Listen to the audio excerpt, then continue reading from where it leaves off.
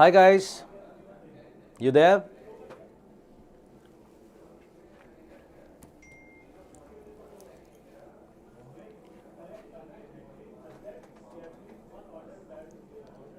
Hi Kiran.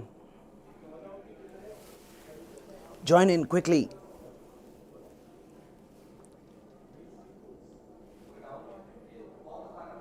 Hi Namasvi. Hi Ishmeet.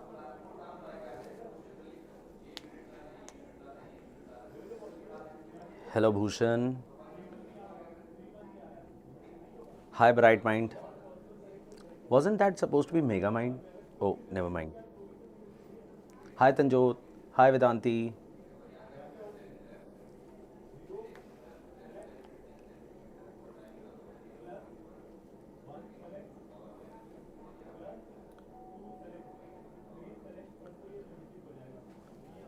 Hi Gadikar.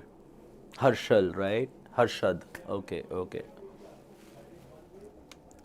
So how is everyone?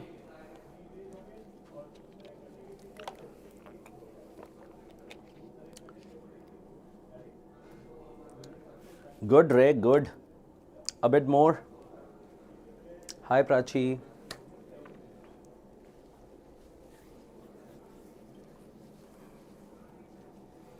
IPMAT Indore postpone हो सकता है क्या? No bro, I don't think so Bhushan.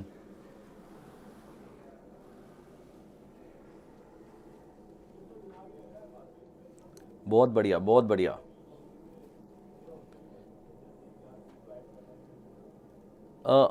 Harshad, today's class is all about जो आने वाला paper है सामने, that is on Monday, right? And we are going to work upon it and we are going to get the best thing that we can from this part, ठीक है?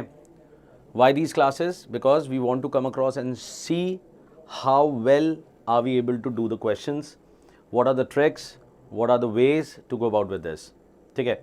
तो हम इसके ऊपर पूरा काम करेंगे, ठीक है? Hi Shravya. Right. Good, good, good. Hi Vaishnavi. Hi Yashashvi. हमारा यहाँ पे बहुत ही ज़्यादा डर का माहौल चल रहा है sir. Oh, yeah, I know. Take care.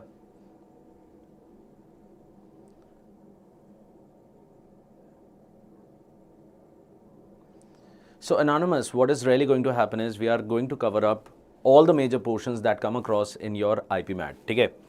IPMAT में जितने भी आपके पेपर में जो भी कोर्सेज आते हैं, जो भी तरह के क्वेश्चंस आते हैं, हम उनके ऊपर काम करेंगे, right? And then we are going to try to work upon कि कैसे इसको हम बेटर कर सकते थे और किस तरीके से कर सकते थे. अगले 3 दिन तक, आज, कल और परसों, 3 दिन तक हम क्या करने वाले हैं? We are going to come across with papers and we are going to see, analyse them, do it and let's see how much we score, ठीक है? हाय मनी. ओके प्राची, एक बार ग्रुप में डाल दो, सारे ऐड हो जाएं जल्दी से, ठीक है? Just tell them that the session has started so they can join us and then from there we can start off with this, right? It's good to be in studio, right? So this time I can, a bit, move around. Fine.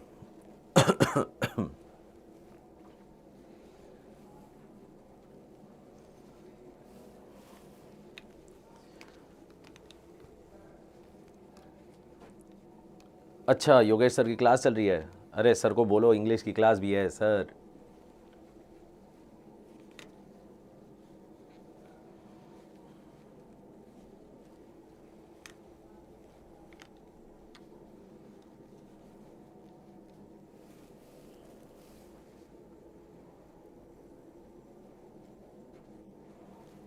Hi Earth, how are you?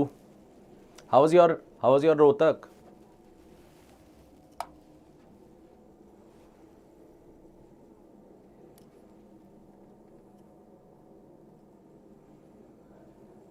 Good evening, Yatharth.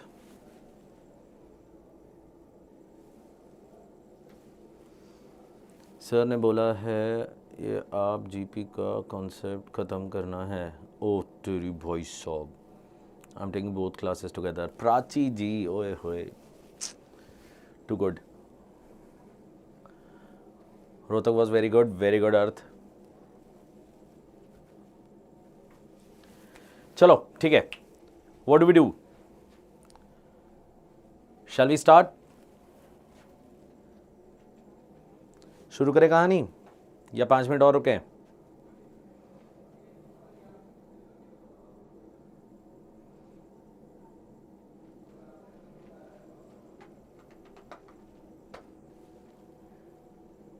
Good evening, let's go, that's it. Okay fine guys, so आज की कहानी क्या है?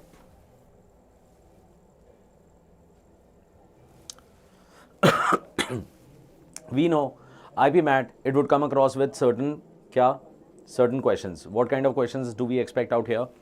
We are expecting RCs. How many RCs are we expecting? 2 of them, right? इसके अलावा हम क्या देखेंगे? जनरली अभी तक जो देखा गया है, जितने भी PYQs हैं, उन सब के हिसाब से अगर देखा जाए, राइट, तो हमने ये देखा है कि IPMAT में एक तो आपके पास फिलर्स के बहुत सारे क्वेश्चंस हैं, right? Fill in the blanks के बहुत सारे क्वेश्चंस हैं, राइट? सो किस तरह के फिल इन द ब्लैंक्स हैं? 2 तरीके फिल इन द ब्लैंक्स हैं, phrasal, right, and the second one is other than phrasal, it is idioms, right? तो फ्रेजल और इडियम, इन दोनों पे हमारा काम होना बहुत ज़रूरी है, राइट? बिकॉज यहां पर जाकर हमारे को पता लगेगा कि किस तरीके से हम उसको बेटर कर सकते हैं। This is generally your, it should be your फोटे, राइट? इसके अलावा हमारे पास क्या आता है? आरसी होने के बाद और फ्रेजल होने के बाद हमारे पास पैरा रिलेटेड क्वेश्चंस हैं, जैसे कि इस बार आज के लिए मैंने पैरा कंप्लीशन पे फोकस किया है, ठीक है? So we are going to come across with para completion, okay? Then there is again which is improvement. What is improvement? Improvement is where you have to work upon कि जो भी आपका sentence दे रखा होगा, you have to see कि उसको कैसे better करना है, कैसे नहीं करना है। तो वहां पर थोड़ा सा ग्रामर काम आ जाएगा, right? Okay Prachi, that is awesome. Phrasal are the most confusing. Yes, they are यथार्थ, and that's why we need to practice them a lot. अभी IPMAT के लिए जो भी सोच रहा है, पूरी तरह से IPMAT की तरफ आ जाओ और इन सारे क्वेश्चंस पे पैरा रिलेटेड जो भी क्वेश्चंस आपके बन रहे हैं, ठीक है ना? वी हैव गॉट पैराजम्बल,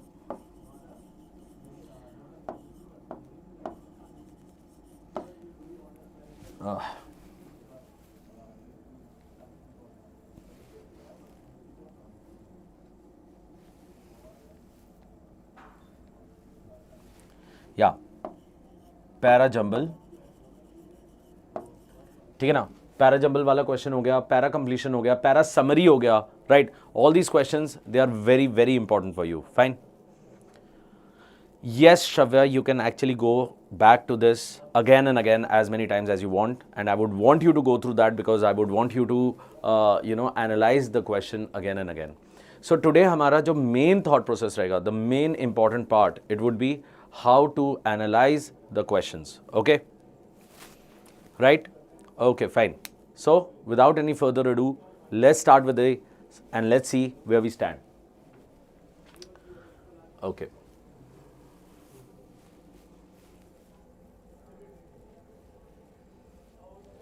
जाओ बेटा, why is it not going?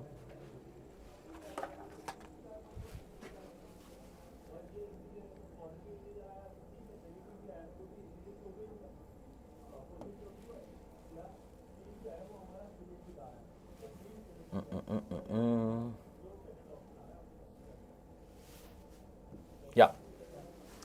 So the first one is an RC. Okay. What I want you to do is take a screenshot of the RC और अपने पास रख लेना so that you can go through them. ठीक है? When we do the question. Okay. So I'm just leaving the place. Do it. You have just 1.5 minutes to read the whole screen.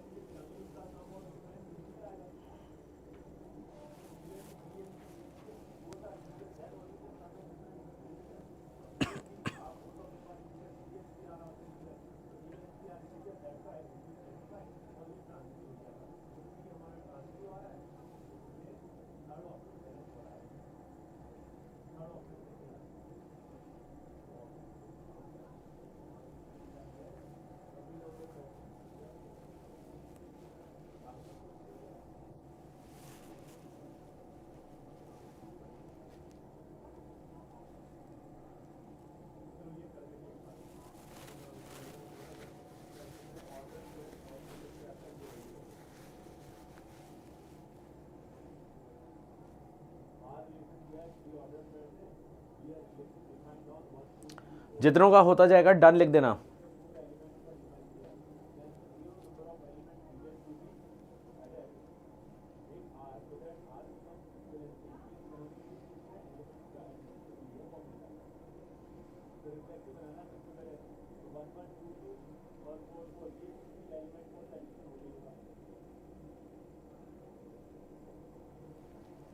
Okay, Shravya,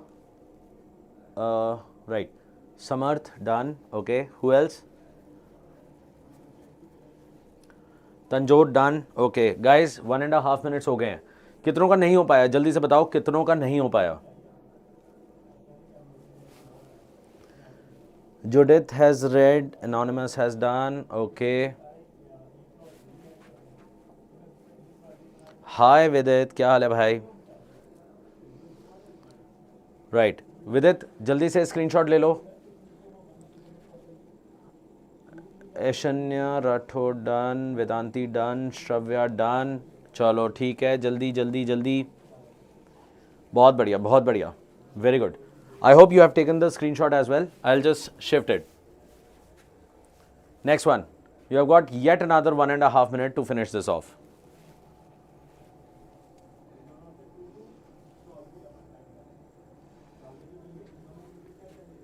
And do take the screenshot.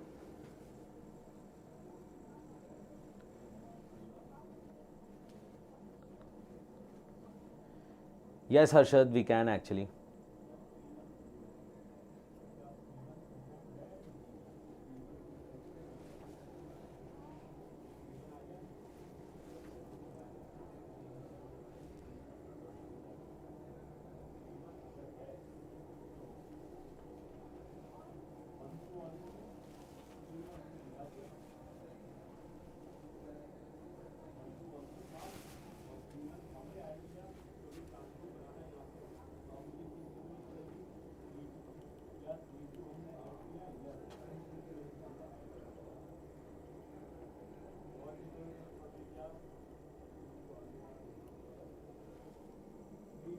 Done second.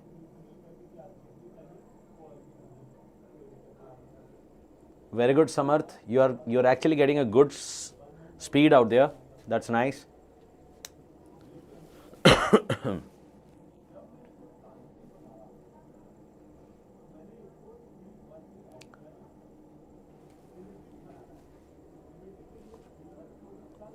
Okay, 1.5 minutes over. Has everyone read?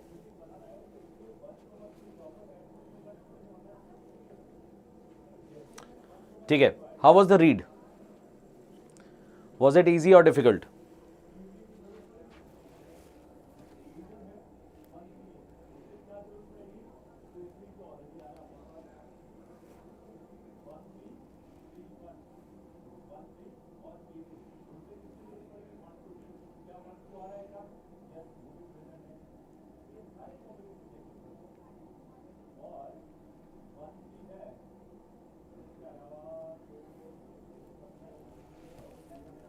Yeah, how was it? Easy, core, moderate language. Okay, easy to moderate. Okay, fine. चलो, अब हम क्या करते हैं? Let's read together. Okay, let's go back to the question after that. Mental disorders are now among the top leading causes of health burden worldwide. Okay, with no evidence of global reduction since 1990. which means no evidence of global reduction. It means globally it is not getting reduced. The number is increasing. It is ever increasing, right? Since 1990. In 2017, an estimation of the burden of mental health conditions for the states across India revealed that as many as 197.3 million people required care for mental health conditions. This included around 45.7 million people with depressive disorders and 44.9 million people with anxiety disorders. Okay, tell me what is depression? Give me another word for depression. Ah, Shashank, after a long time, huh?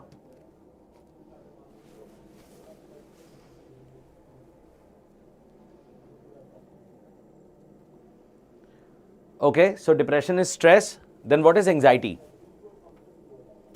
Hi, Ojas. Yeah. So anxiety is more towards stress or being nervous, right? While if I say depression, so depression is more towards what? Some kind of gloom or sorrow, sadness, hopelessness, something like that, right? Fine. Next part. The situation has been exacerbated. Tell me what is exacerbated.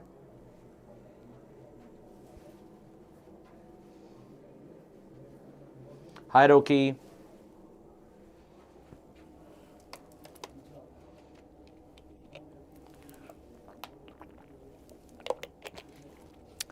Yes, exacerbate means increase. Now, if you say increase, it would mean it can be any kind of increase, right? It can be a good increase or a bad increase. But always remember, exacerbate is always going to talk about something which is getting worse, which means worsen the situation, right? So it is a negative increase, right? Okay. Due to the COVID-19 pandemic, making it a serious concern world over. The first structure, everyone has understood, right? Now, what is it doing? It is actually talking about, yeah, what is it doing? It is talking about mental disorder. It is talking about how it is not getting reduced, how it is getting increased. So the numbers are increasing, ever increasing, right? And the case has been worsened by COVID-19 pandemic. Okay, easy as that. Let's move forward. The staggering figures. Tell me what is staggering.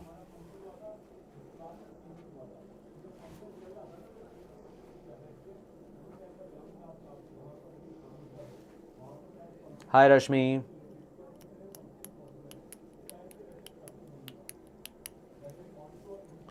Tell me what is staggering.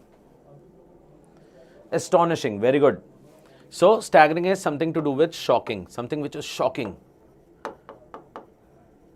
Right? The staggering figures, however, are void of millions of other directly.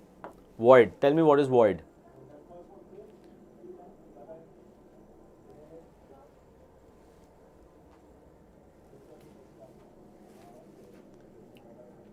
Difficult to believe, staggering. Void. The gap. Very good. The gap. So, are void of millions of others directly or indirectly impacted by the challenge and those who face deep-rooted stigma. Tell me what is stigma.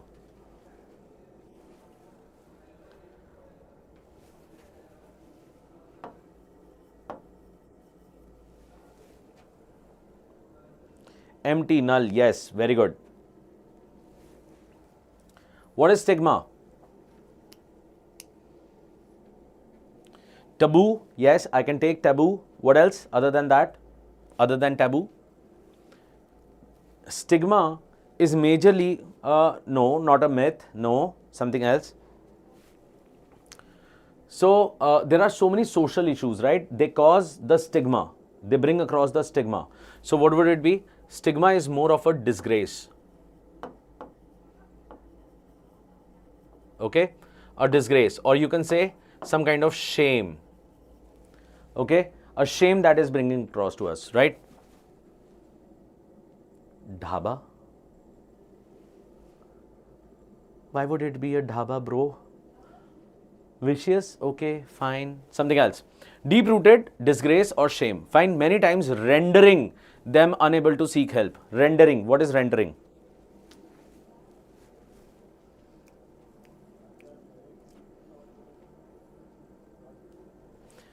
Rendering is cause. So causing them unable to seek help. Fine. So what is happening? When it is going on, right, the staggering figures, what are they doing? They are like, there are many of people who are directly or indirectly impacted by the challenge, and some people, they also face the disgrace or the shame, and that's why it causes them not able to seek help. Fine. They feel like if they ask for help, what would happen? If they ask for help, what would happen? They would say, like, people would make fun of them, right? Okay. Unable to seek help. This growing challenge in dealing with mental health issues is further compounded. Compounded means increases, right? Exponentially, it grows, right? By a lack of information and awareness, self-diagnosis and stigma. Again, the same thing. It is important to understand that the determination of mental illness can only be by setting benchmarks for screening. Screening means what? Checkups, right? Where they check themselves, see they are going well or not. Okay. There is an urgent need to counter the notion that mental health exclusively means the absence of mental illness. Again, important line. To counter the notion that mental health exclusively means the absence of mental health. So, this is not the right notion. Fine. Just because you don't have any mental illness does not mean that your mental health is fine, right? With all the wars coming across, with all the, IPMAT paper coming across, right? What is it? We also are somewhere around here with mental disorders. Don't you agree to that? Okay. The World Health Organization defines mental health as a state of well-being. So this is basically coming across from World Health Organization, that mental health as a state of well-being where an individual realizes their capabilities, so they know what they can do, can cope with the normal stressors of life, stressors, the things that bring across stress, right? And we can cope with that. Cope with that means what? We can adjust with that, right? We can adjust to that. Work productively and is able to contribute to their community, and they can give back to the society, right? Easy. Has everyone understood? No problem with that? Let's move forward. Mental illness is an amalgamation of biological. What is amalgamation?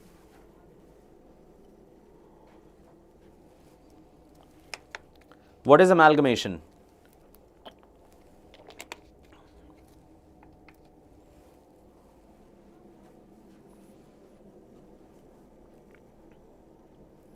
Product, mixing, joining, right?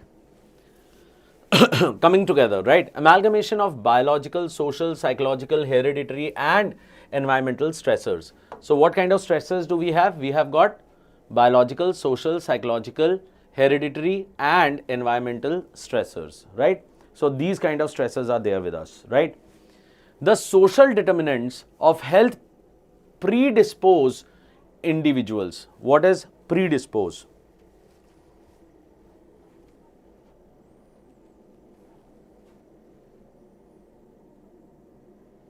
Something which is present there already, right? Predispose individuals and populations to poor physical and mental health, increased risk for many physical and mental illnesses, right? So these social determinants, what are they doing? They are causing both physical and mental health, right? Okay, right. Then, and poorer outcomes of such illness when they occur. So what happens? And the outcomes are worse, right? When they occur. In a genome-wide linkage, genome, so the word comes across from some kind of genes, right? Set of genes. Linkage study published in the Nature journal, the heritability of depression has been estimated to be approximately 40%, which means 40% of times the stress, everything is coming from where? It is coming from genome related, from hereditary, right? From parents. This increases to approximately 70% when biological twins with recurrent and severe major depression are examined. So, if there are biological twins, it would be seen that it would be recurring and severe, the depression, right? Thus, social factors and institutions like gender, race, and ethnicity are responsible for mental health conditions. So, plenty of things like gender, race, and ethnicity are responsible for mental health conditions, right? Mental health literacy is the gateway. What is gateway? For mental health interventions. What is gateway? So we can say it is the answer, solution, the path, right?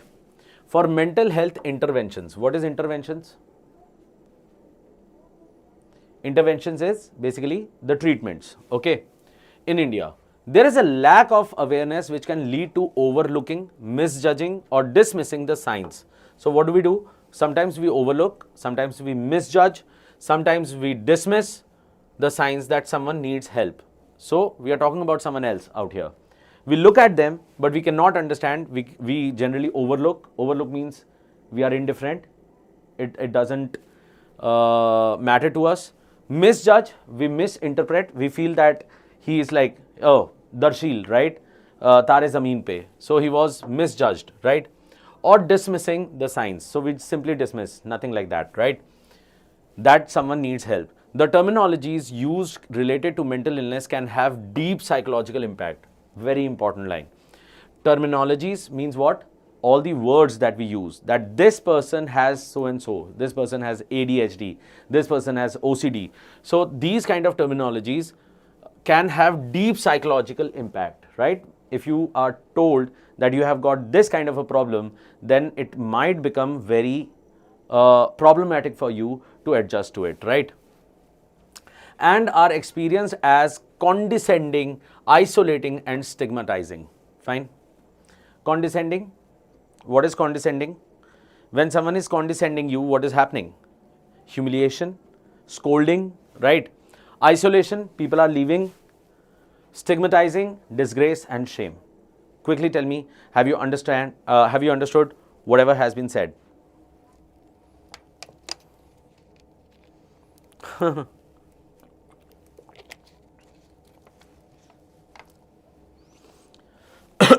Condescend, descend. Descend is going lower, con in front of everyone, right? So together everyone is downsizing the guy. So that is condescending, right?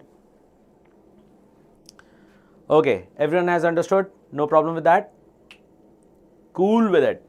So I hope everyone has the screenshot of this. And now I'm going towards the question. The first question. Based on the passage, all of the following can be described as reasons contributing to the mental health crisis, except, and then there are 4 options, right? Look at them and tell me what would be the right answer. You've got less than 20 seconds.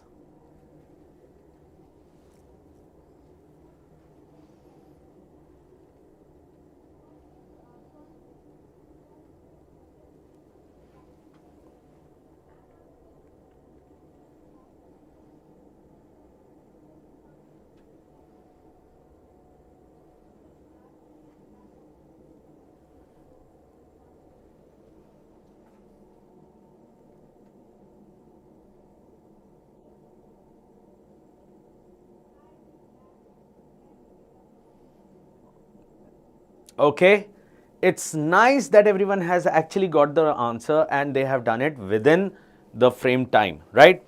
Very good. Let's see. What does it say? Social determinants like gender, race, and ethnicity. But it was definitely mentioned out there that it is actually causing some kind of problem, right? So these are reasons contributing to the mental health crisis, except, which means we need to find out which one is not a reason, right? One is definitely a reason, so I cannot have this answer. Lack of awareness and stigma surrounding mental health. Definitely it was also mentioned, so definitely this cannot be my answer. Increased heritability of depression in biological twins. We have already seen that it was up to 70%. So which means this is not working. By means of elimination, we can definitely come across the answer is D. Overemphasis on physical health over mental health. This was never mentioned, this was never said like that, and therefore fourth is the right answer. And because everyone got it right, what do we get? The tradition says we get a star. Also, everyone who is getting the right answer, you need to add +5, right? Add +5. If you have got it wrong, it would be -1. Keep on doing that with you. Fine? Done? We are going to the next question now.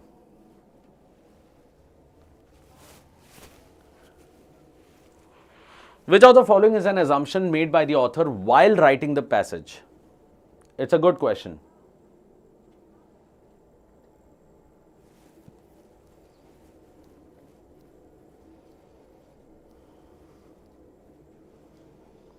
Hi Ansh, how was the paper today?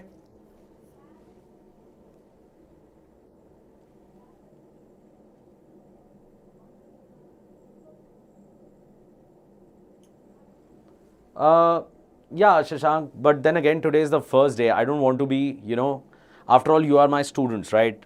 So, you are nothing more than my children, right? So, right now, what is it? What is it? I cannot put you in the water, right? Okay, fine, let's see. You came across with fourth, then somebody said A. Okay, fine, let's see. Let's see what's the answer. Shashank, what's your answer?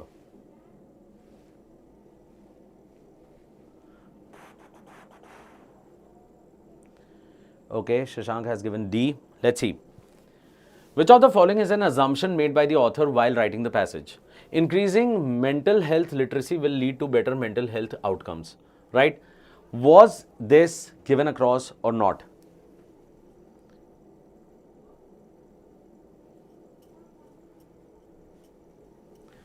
I cannot remove this right now.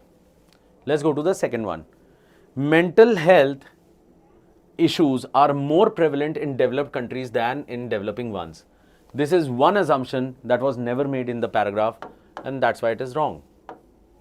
Second, the heritability of depression is the primary cause of mental health disorders.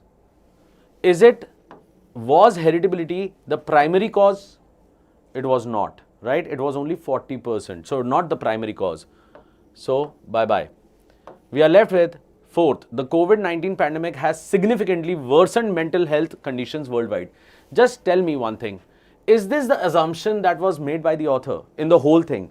Was it all about the pandemic? Was it all about that what has pandemic done to these people? It was not. And therefore, your answer is not 4. It is answer 1. Right? Has everyone understood?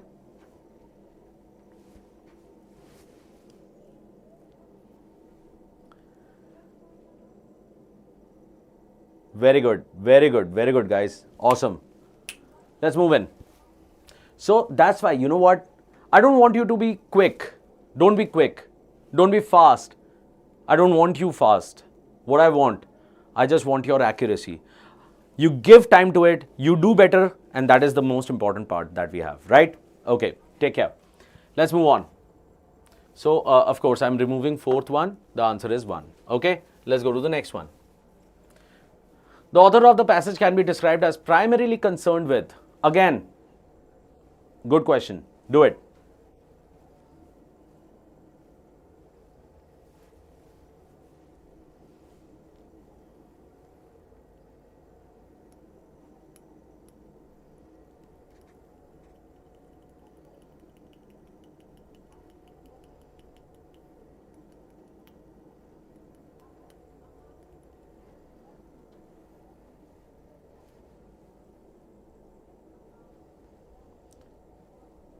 Anonymous has given the answer. The rest, quick.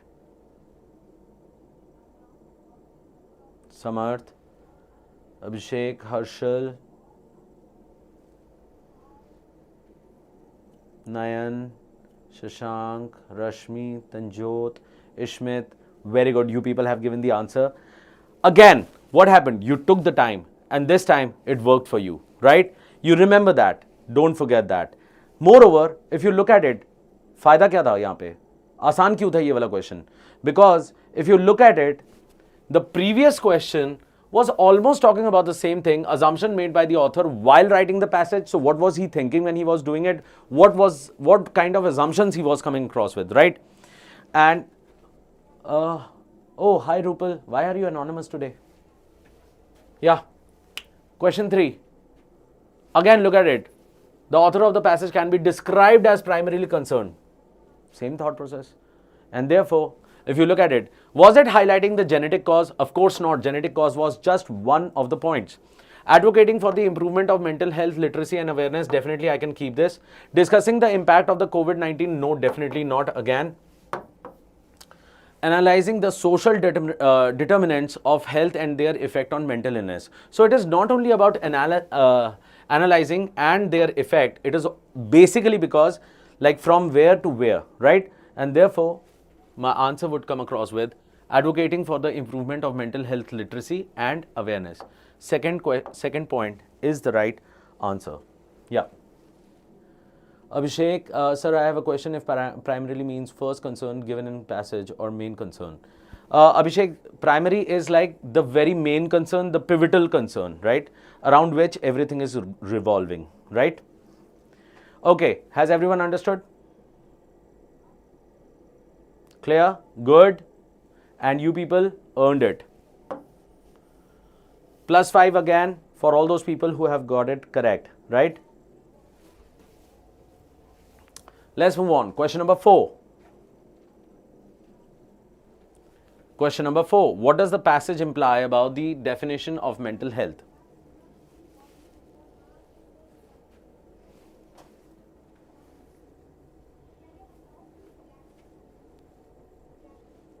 This is a basic question. Please go back to your screenshots that you have taken. Look at them and then you can give the answer.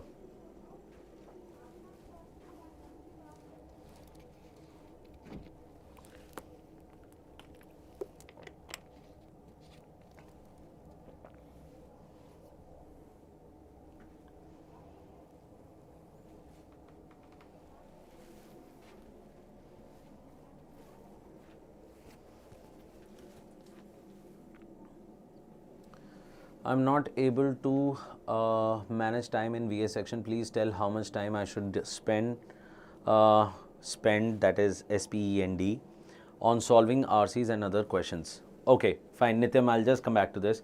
First of all, let's try this out, right? Try to do these questions with me and then we'll talk about it. Okay, guys, you have actually done it. Look at it again. It worked for you, right? What does the passage imply about the definition of mental health, right? So there were many definitions given across, but there was profusely 2 ways. One was where it said that this is not what mental health talks about, right? And on the other hand, there was one which was given across by WHO, right? Look at it. Let's just quickly go back and see what did WHO say. Yeah. World Health Organization defines mental health as a state of well-being where an individual realizes their capabilities, can cope with the normal stressors of life, work productively, and is able to contribute to their community. Understood? Right? Now look at it carefully. If I go back to the question,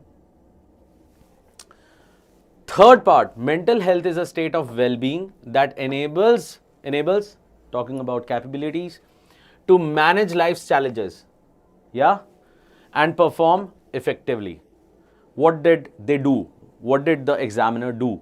He actually used paraphrase. What did he use? He used paraphrase, right? What is paraphrasing? Paraphrasing is where we use a word and then we change it accordingly, right? We want to talk about the same thing, but we don't use the same words, right? We use some synonyms and we use some expressions and we change the whole thing. Has everyone understood? Right? And that is why C part is a better option, right? Because that is what the actual definition is about.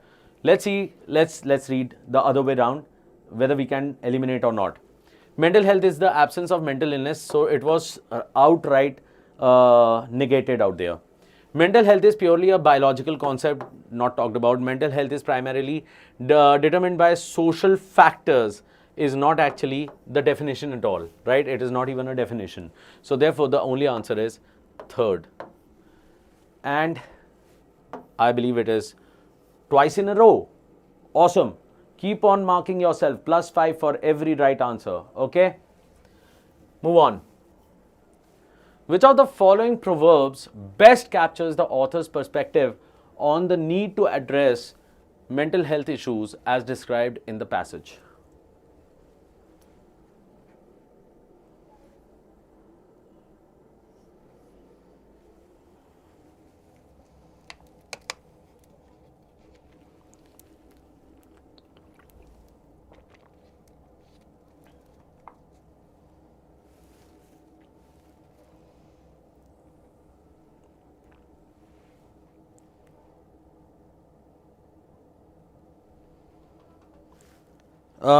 Ansh, this one has 6 questions.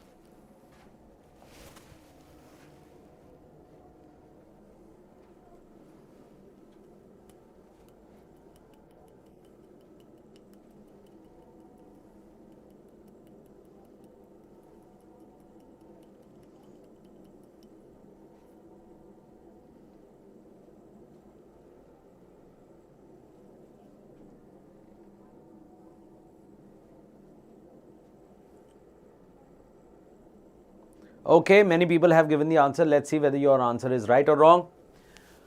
Which of the following proverbs best captures the author's perspective on the need to address mental health issues described in the passage? Fine.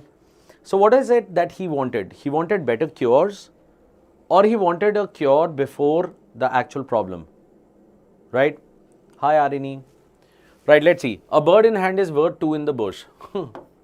Whatever does that mean? It means like this is of course an idiom, but it does not have anything else, right? It has nothing to do with the paragraph. Don't put all your eggs in one basket. Not working out here. Every cloud has a silver lining. Okay, every cloud has a silver lining. But this would work after one person has got mental illness. Are we talking about someone who has an illness and then we talk about them? No. So this one is wrong. The answer is prevention is better than cure. And you did your hat trick. So what does it mean prevention is better than cure? It means like don't wait for things to happen. You need to take care of it before it happens, right? So therefore, star all the way, guys. Very good. We are doing pretty good. Let's go on.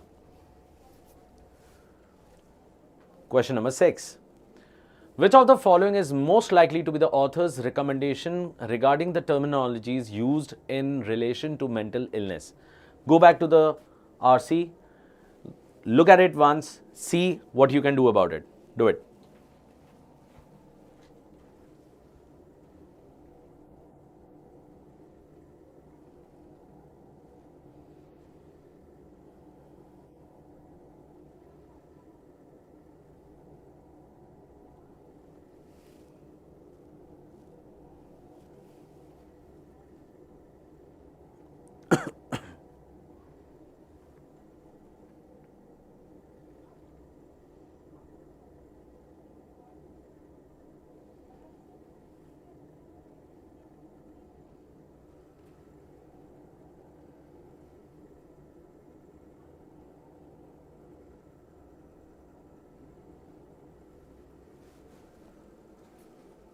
Okay, people have started giving answers.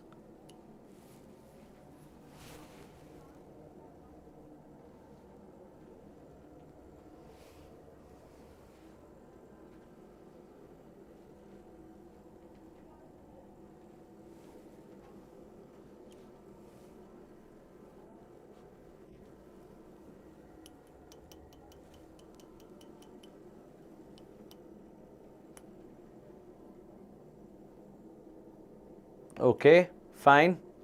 We have got 2 different answers this time. One is B, the other is C, right? Which means one is 2, the other is 3. Let's see how to understand. Which of the following is most likely to be the author's recommendation regarding the terminologies used to relation? So was he in for for it or was he against it? Was he against these terminologies or was he for these terminologies?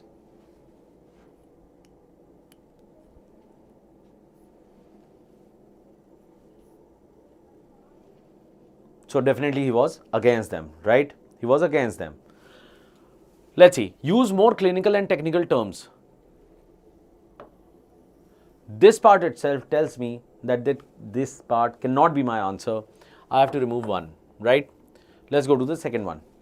Avoid using any terminologies related to mental illness to prevent misunderstanding. I'll just keep it for the sake of it.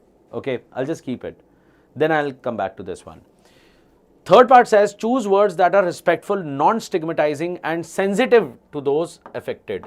Definitely I'll keep this, right? And last part, simplify the language used to ensure everyone can understand mental health issues. No, nothing to do with this, right? Okay, so we are left with 2 and 3. Look at it and tell me, why should I go for 3? Why should I go for 2? What can be the reason behind it? So just look at it. Second says avoid using any terminologies, any, which means any kind. It can be good, it can be bad, it can be easy, it can be difficult. We should not use any kind of terminologies. But if you don't use terminologies, how would you know that there is illness? Fine. So which one is this? Can you just remind me? Which one was this?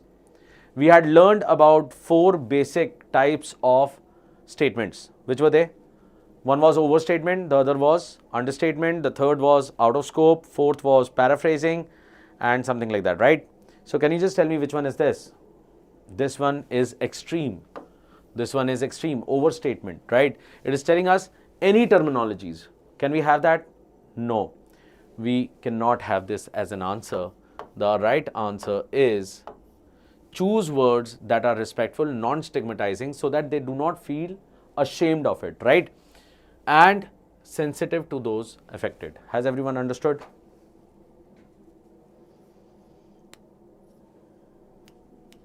Very good, Samarth. Yes. Okay, guys, quickly. Out of 6, quickly write down your marks right now. Out of 6.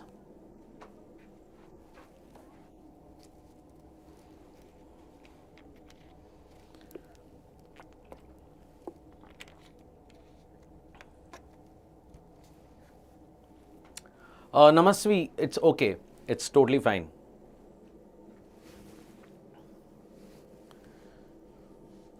So I'm talking about 6. So when I say 6, it would be into 5, which means somewhere around 30.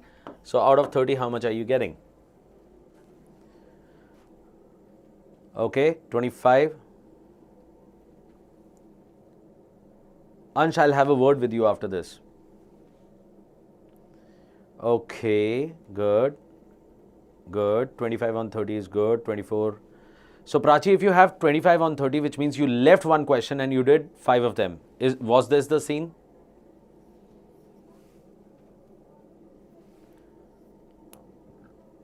Okay. Shashank, which question did you go wrong with? Oh, that one. Yeah, I remember.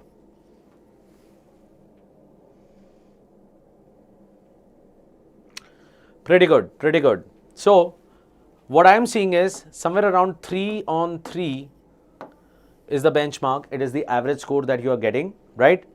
And the highest which is going across is 25, which means one question you are going wrong with, right? Or you are not doing that. I'm okay with it. I'm actually okay with it, right? Because entrance is not about doing all the questions. It is actually getting the accurate answers. Fine. So awesome. Very good. Right? Let's move on. Right. Now come across to this thing.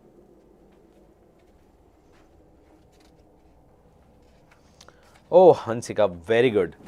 You got 30 on 30. I'm impressed, bro.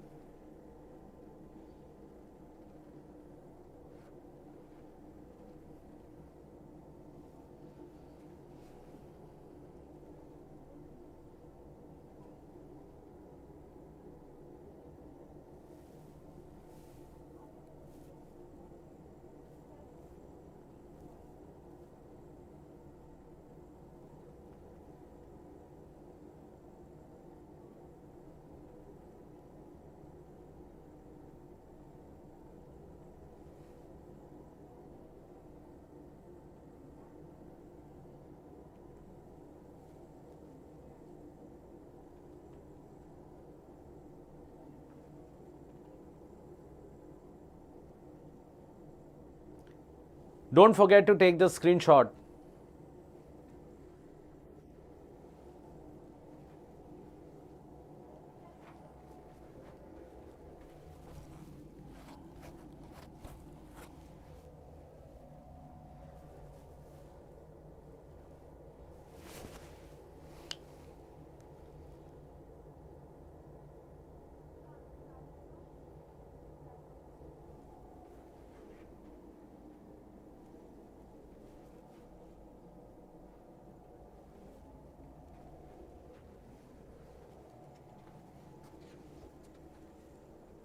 Are we done?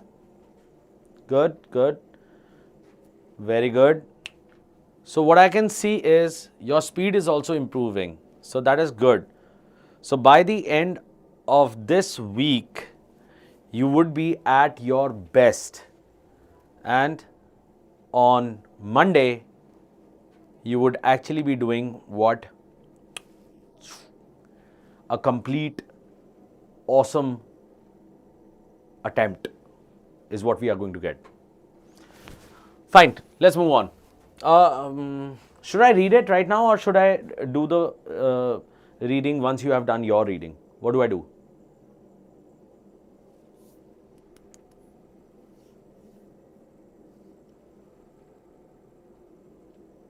Let me just quickly read it, okay? So that we can just go hand in hand, okay? Let's see. Ever since the inception, tell me what is inception?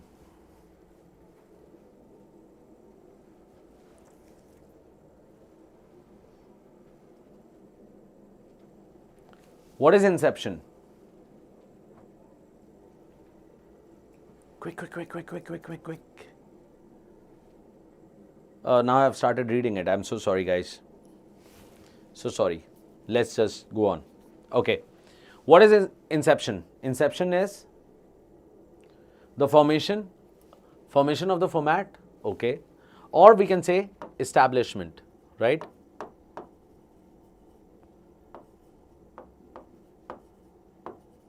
Or it can be something to do with initiation, right? Okay. It can also be invention. Very good. Let's move on. Ever since the inception of the format, we have been arguing with each other. So everyone is arguing each other over whether we should say GIF or GIF. This debate has raged both online and offline. Raged. Tell me what is raged.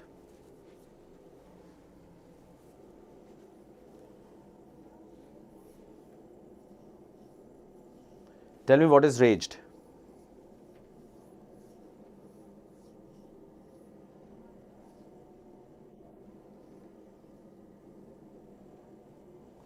So raged is something which is peaked, that has like gone to a higher level, right?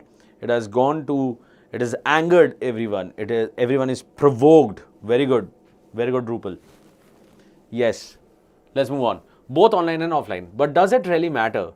On one side, supporters of GIF claim that because the acronym, what is acronym? It is abbreviation, stands for graphics interchange format, the G sound in graphics should be maintained. So of course, because graphic is starting with G, so it should be GIF, right? Whereas the GIF camp argues that because the inventor of the format, Steve Wilhite, says GIF, so should we all. So whatever he does, we should be following the trend. However, a far more sane argument. What is sane? S-A-N-E. What is sane?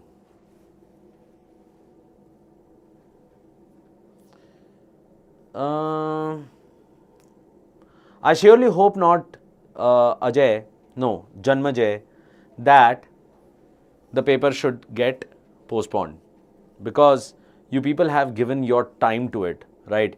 You have given a lot of thought process to it. Fine, it should not go to waste. So let's just keep our fingers crossed. Right, very good. Sane is sensible, pragmatic, right? Something like that. Practical. A far more sane argument is that as long as what someone says, whether it be GIF or GIF, is understood, it shouldn't matter how they say it. Okay. I just want to take your time out here and ask you, like, what do you think the author's thought process out here is? Is he for GIF or is he for GIF?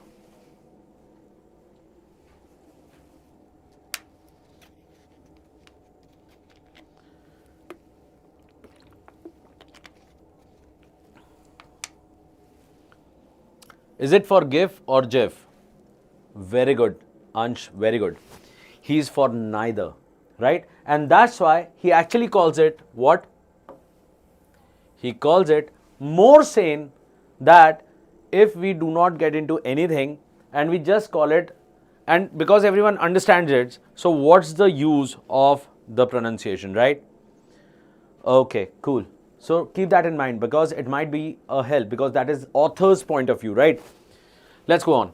As students of English and language, we should aim to primarily take this descriptive approach to studying language. So he says we should go towards descriptive approach, right?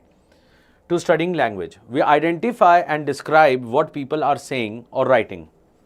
We identify and describe what people are saying or writing and the effects this has. But we don't then ascribe our own judgment. What is ascribe?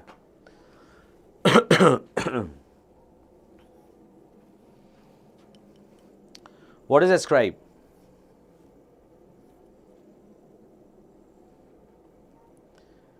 It is to assign. Fine. We do not assign our own judgment. We don't put our own judgment out there, right? Language exists to be a vessel for our communication. Vessel, right? Vessel is a kind of container or something, right? Exists to be a vessel for our communication. And so, as long as it is transferring meaning between its users, it's serving its purpose. So, this is clearly what the author is trying to tell us, right? There is no correct way of speaking or writing because there isn't really a good way of determining what this correct way is. So, he's saying that there is no way that we can say like, yeah, there is a correct way of speaking or writing, right? Now, this is something you know it very well because he is taller than me, or is it he is taller than I? Which one is it? He's taller than me, he's taller than I. What is it?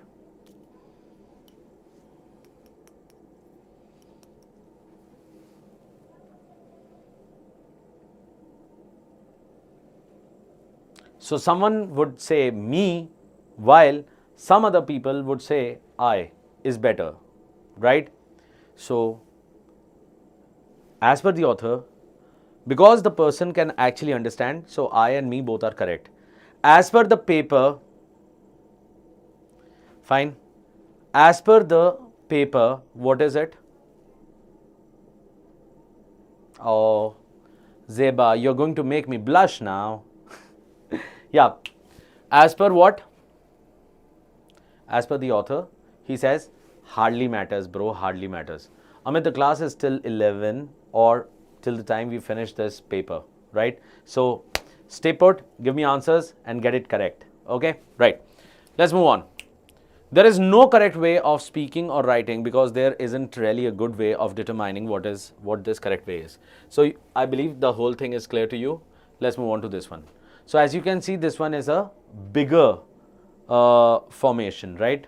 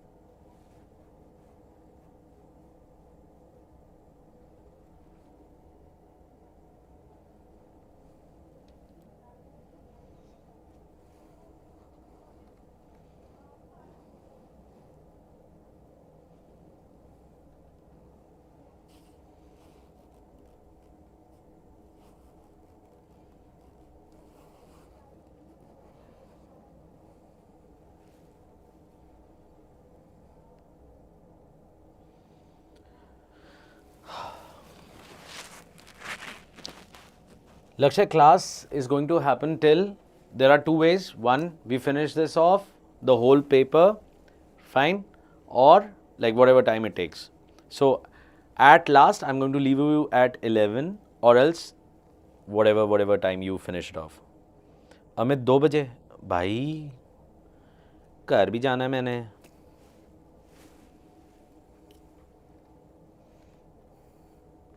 Done. Very good, Samarth. Good speed again. Fine. I hope you have taken your screenshots as well.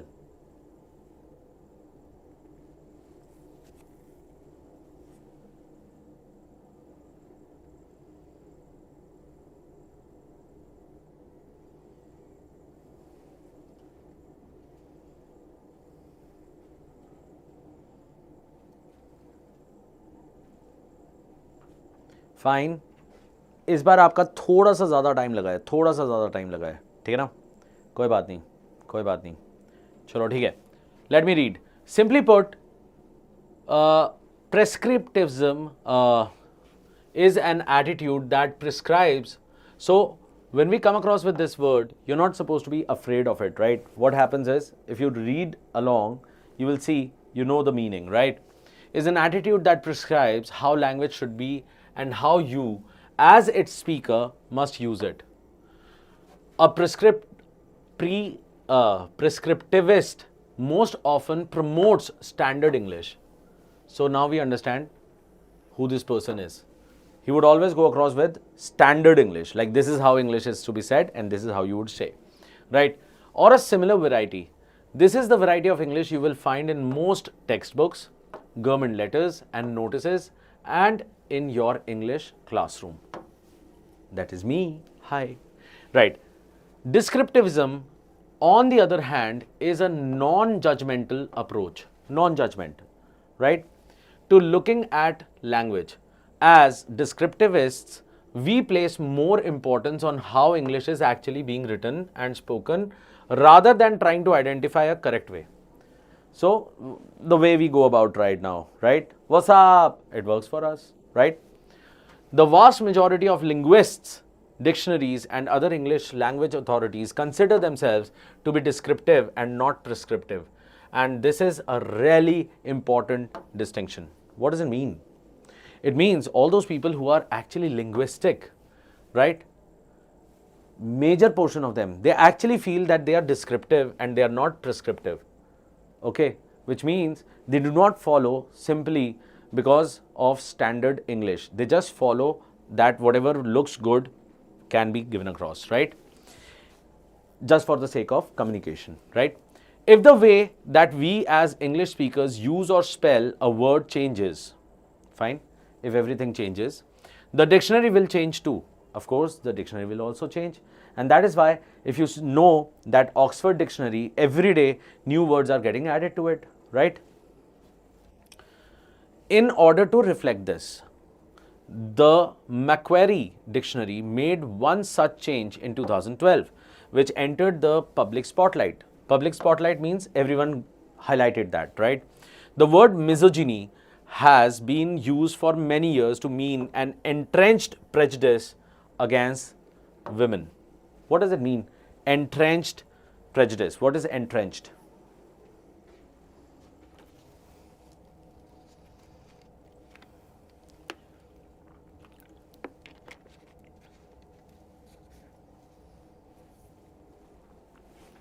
What is entrenched prejudice? Extreme, okay, or something which is entrenched, which means it is already there, deep rooted, right? Deep rooted prejudice. What is prejudice? What is prejudice? Yeah, Samartha can also take established. Fine. So what is prejudice? It is a preconceived notion, right? Where you judge, right? Against women, and not necessarily a hatred of women. Not necessarily a hatred of women. But then again, do you remember? Any point of time when we learn misogyny, we actually say miso means hatred, gyny means women. So it is a hatred against women. Fine. Anyone who hates women would actually be called as a misogynist, right? Fine. And not necessarily. So this is basically a different thought process. As it says in the dictionary. So when Julia Gillard used the word in her speech on the topic, it seemed to conflict with what it said in the dictionary. So when Julia used it in her speech, the meaning automatically changed a lot, right? Yet we all knew what she meant, but we all know what it meant. And so the Macquarie dictionary updated its entry for the word to better reflect how we actually are using it. So they started changing it and started using it in a different way, which means dictionary changed the meaning of the word as per the people who used it. Understood? That's all well and good in the academic world, but why is this distinction important outside of a video about language? Fine. Let's move ahead. Now we have the questions. Let's see the first question. The difference between prescriptivism and descriptivism can be best described as. I think so. This is a direct question. You can easily do it.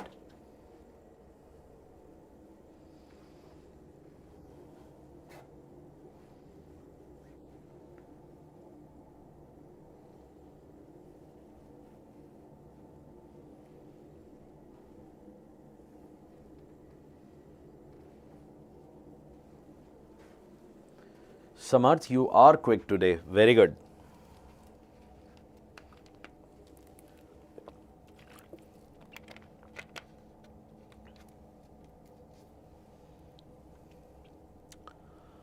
Okay, fine. So I've got three different answers coming across. One is A, the other is B, and then we have got D as well. Right. Let's see. What is the difference out there? Dictates how language should be used, often favoring standard English. Was there for prescriptivism, right?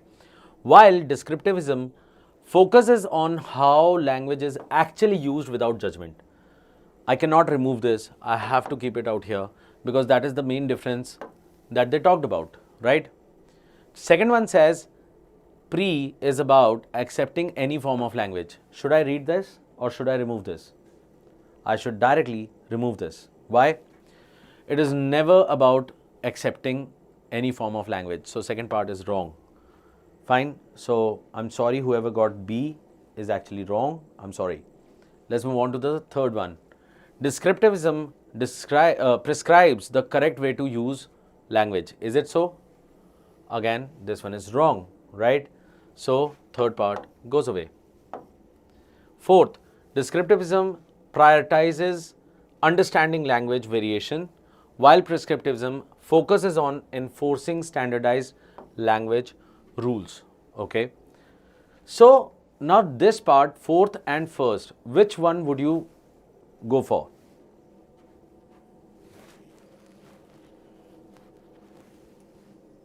Of course, the right answer has to be the first one, because fourth one, it says prioritizes understanding language variation.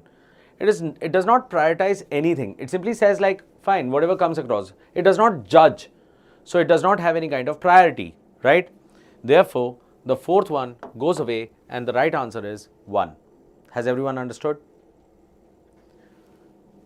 Awesome. Very good. Keep on marking yourself, okay? +5 for the right answer, -1 for the wrong answer, and 0 if you have not attempted it, right? Come across to the question number 8. The .gif versus .gif example is discussed in order to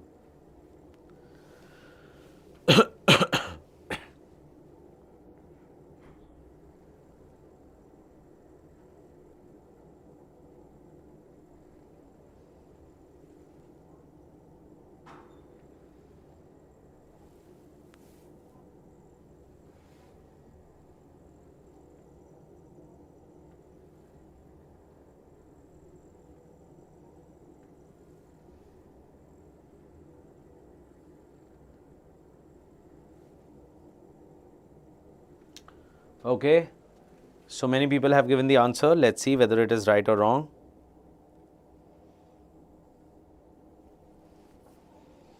So question number 8 is discussed in order to do what? Highlight the importance of adhering to standardized pronunciation rules in language debates. Was it so?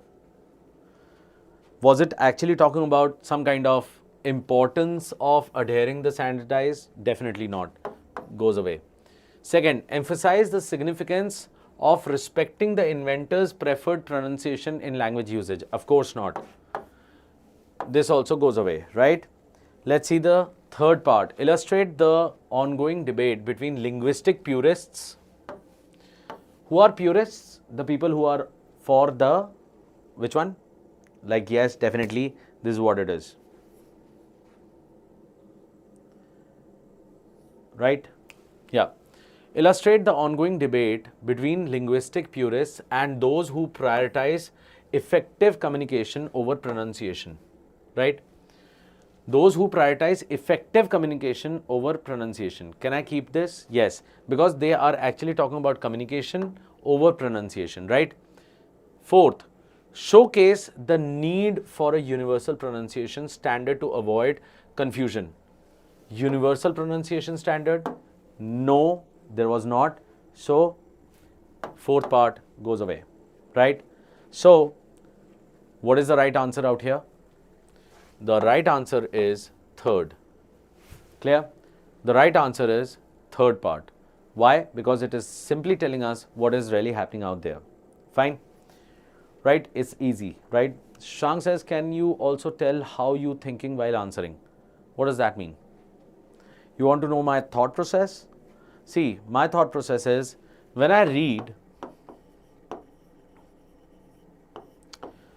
I start catching hold of what is really happening in that. I try to catch hold of the structure, author's point, the theme, right? These three things, when I catch hold of them, what really happens? It makes me easier to do what? To do more questions. Fine? Many a time what really happens is you need to regress. You need to go back to your answers, your RC again and again, right? To save yourself that, what you can do is you can also start working on this, and that would help you a lot to do these questions. Because when I'm talking about IPMAT, what would happen is these questions, majorly, the major questions are basically something to do with inference based, right? So when you are doing an inference based thing, what would happen? You can actually catch hold of this and it would help you a lot of time. And you remain in that scope. And the last thing when I do any question is I simply what? Eliminate as per these thoughts and my work is done. Has everyone understood? Right? Okay, good enough. Let's move on. This question, everyone got it? Right? Everyone had the same answer? Oh yes, you did. So guys, a nice little star for you. Cool. Move on. Question number 9.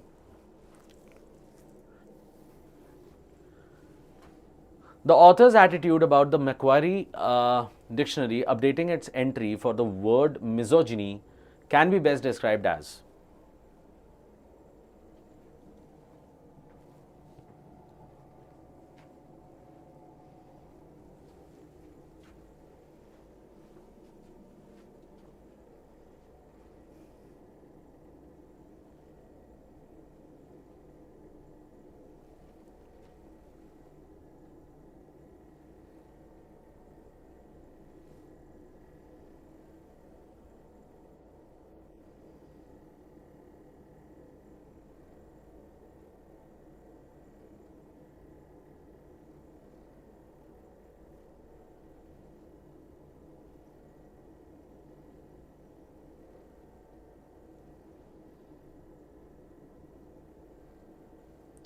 Remember that this is basically talking about author's attitude, right?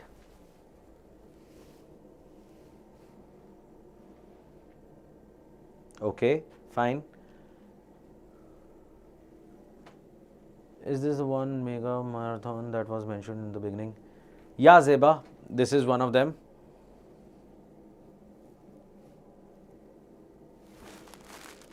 We are actually planning a 3-day burnout sessions where we would die, and then we would be reincarnated, fine, as Phoenix of English.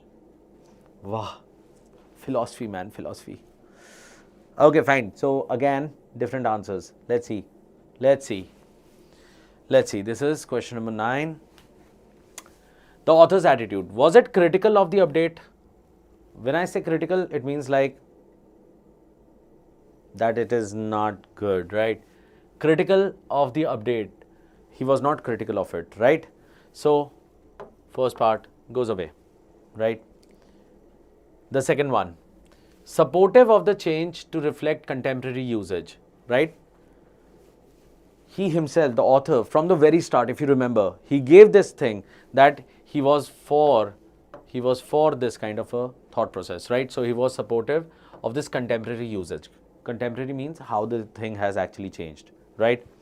Next, neutral, acknowledging the need for language to evolve with societal usage. But I do not even have to go across with that because it is written across as neutral. So neutral is almost next to like doesn't matter. Is it talking about that? No. Third part goes away, right? Fourth, indifferent, neutral, indifferent, on the same line. Bye-bye. Fine. Neutral is like unbiased. Anything would have worked. Indifferent is like kar lo jo karna hai, right? So it is also not working. So definitely all these are going away. The answer is second. Fine. Oh, koi nahi roki, koi nahi. Fine, everyone, getting fun out of it. Mask हटे ना, नहीं आता था तो नहीं करना था, right? Remember? Yeah. Let's move in. 10th.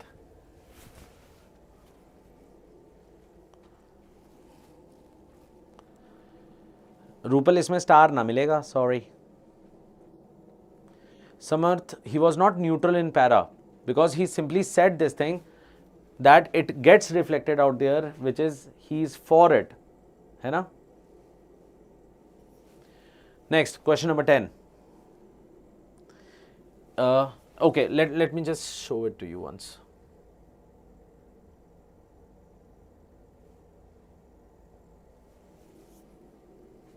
Look at this. As students of English language, we should aim to primarily take this descriptive approach. Does he look like neutral? No.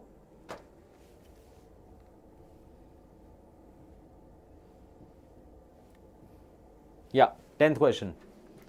So what about those mocks about which you told us?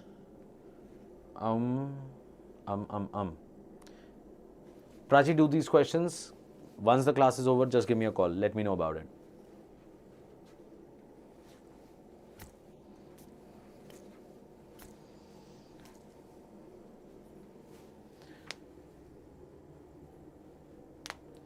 The passage supports which of the following inferences about most linguists?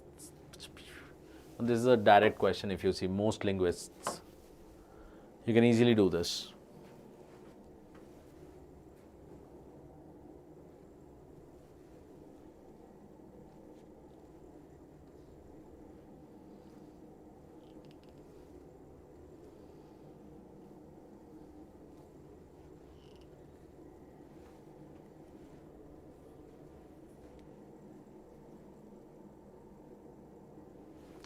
Okay, fine. Many people have given the answer. Let's see you were correct or not.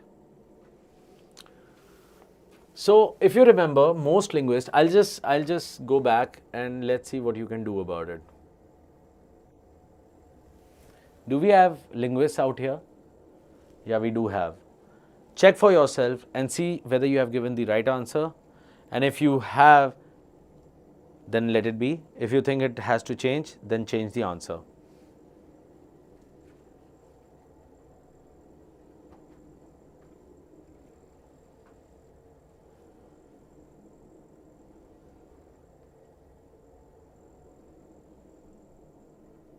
Seen? Okay, I'm going back to it. I'll just read the line for you. I hope you have seen it. The vast majority of linguists, dictionaries, and other English language authorities consider themselves to be descriptive and not prescriptive, and this is a really important distinction. I told you this is an important line. Yeah, come back to this.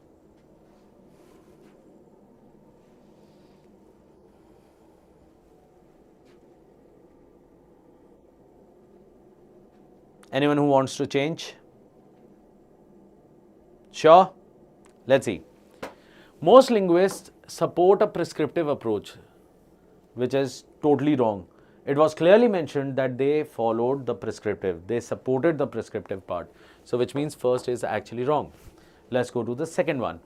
Most linguists believe that language should evolve based on how people actually use it rather than adhering to fixed rules. Yes, most linguists believe that language should evolve based on how people actually use it, which was the style of the descriptive, right? And therefore, this one can be taken rather than adhering to fixed rules, right? So, it was also there. So, this part cannot go. Third, most linguists are indifferent. Goes away from here itself. Fourth, most linguists think that language should always follow the original definition, which means they are what? Prescriptive. So, again, gone. Fourth part, the only option which is possible is second. Let me know, have you understood or not? Quick, let me know. If you think that this question was tricky, then no, it was not, right? You need to be very, very sure where you are going. What are you doing, right? Yep. Has everyone understood? Sorry, Prachi, you would not get a star in this because some people have given the wrong answer. I'm so sorry. Sir, would you be possible to have extended mega marathon tomorrow and the day after with full day question practice for all subjects? For all subjects, I need to have a word with everyone, Zeba. But my time is fixed, like 7 onwards, I would be there. I would be doing one question, one paper each in the minimum, right? Unless we all die exhausted, right? Fine.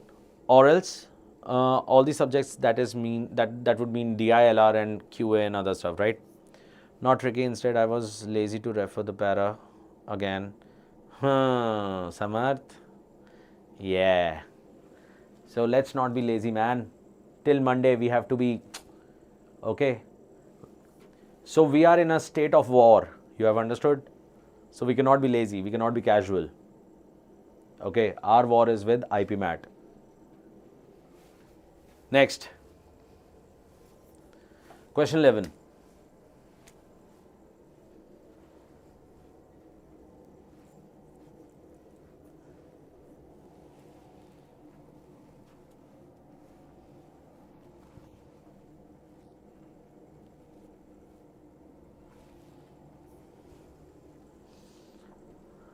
Ansh, if you are doing IPMAT, NPAT is peanuts in front of it. Okay.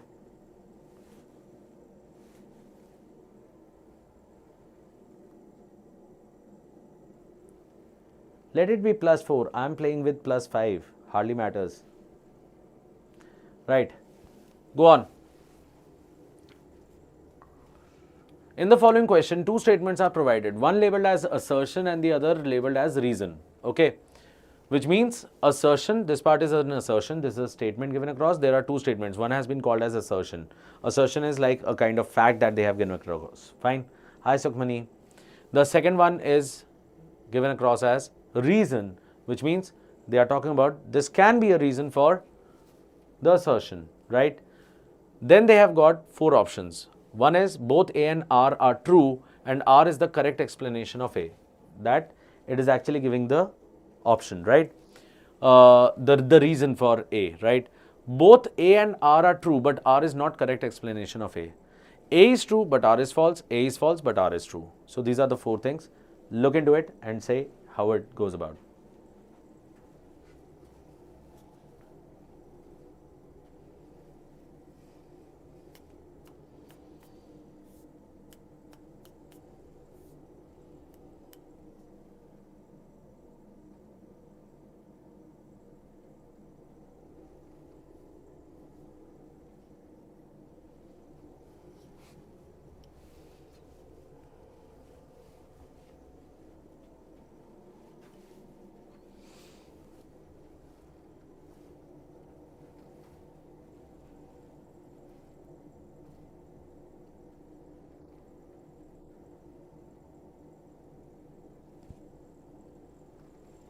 If you look at it carefully, this is the basic theme of the whole paragraph.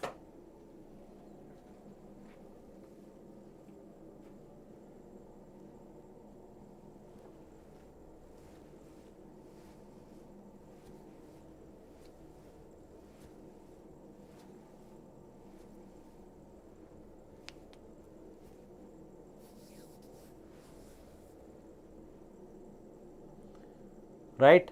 Shall we? Let's see what's the answer. Assertion says there is no single correct way of speaking or writing in a language. Fine. Tell me first thing first. Assertion. This part, was it mentioned or not in the answer?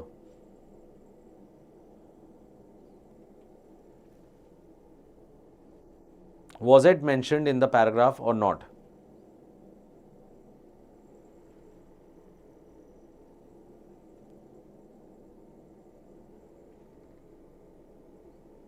It was mentioned, right? It was clearly stated that there is no single correct way of speaking, writing in a language. It is used as what? It's a communication thing. You don't have to change it, right? So in that case, assertion is true. If assertion is true, then can be 1, can be 2, but it can definitely not be 4. First part done, right? Second part. The primary function of language is to transfer meaning between its users regardless of adherence to strict grammatical norms, right? So we should not go for grammar, we should go for the meaning between the user. That is communication. Again, it is true, right? So if this part is true, then again, which part goes away? R is false, goes away. Now we are left with 1 and 2. Now tell me what is the answer. Either way, R is giving me what? It is the cause of A, the explanation of A, or it is not. What do I do?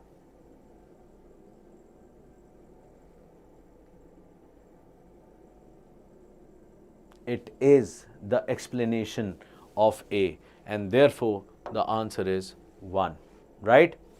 Both A and R are true, and R is the correct explanation of A. Why? Because it is more towards the meaning, the transfer of the meaning between the users, and not between, nothing to do with strict grammatical norms. Therefore, there is no single correct way of speaking or writing in a language, right? So this is the right one. A is the correct one. Has everyone understood? Doing good, guys? Going good? Is it for grammatical norms too? Can you confirm? I didn't get it.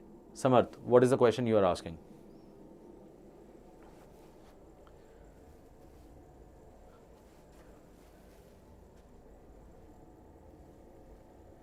Yeah, question number 12, the last question of your RC. Today's RC would get over out here. Fine. Let's see how you fare out here. Come on, let's do this.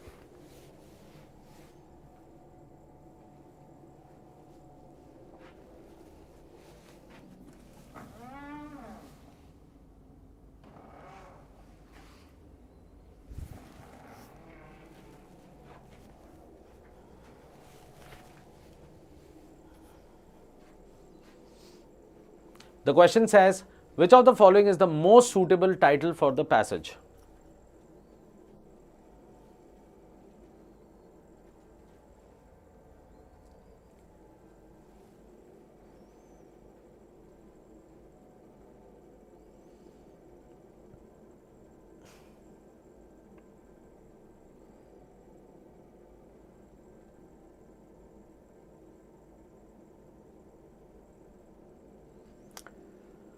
Finally, let's see. Which of the following is the most suitable title? What was it about? Of course, the title is nothing but it's a short form of the theme. What was the theme? The theme was that language what? Changes as per communication, right? Pronunciation, writing, everything changes as per the communication, right? So keeping that in mind, can I say language as a reflection of society? Why is it reflecting the society? Right? It cannot reflect the society. Therefore, first part goes away. Just because a person pronounces the word differently, which means that you can actually, stigmatize him? No, you cannot, right? So A part goes away.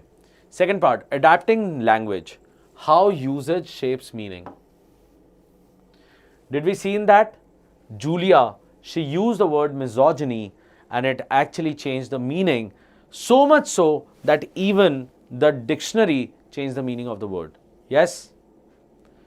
So, therefore, second part, I cannot remove it right now. The importance of standardized language, definitely this cannot be, right? Rethinking vocabulary. Rethinking vocabulary is a very vague thought process, right? And therefore, this part goes away. So, the only option that is left with us is the second part, which is adapting language, how usage shapes meaning. Fine? Yeah, Samarth, I meant by that is, in reason, grammatical norms was mentioned, but in para, author was inclined towards just meanings and sense behind words, not grammatical aspects, because grammatical errors is an error. Are you sure about it, Samarth? I surely hope that you were not lazy in that.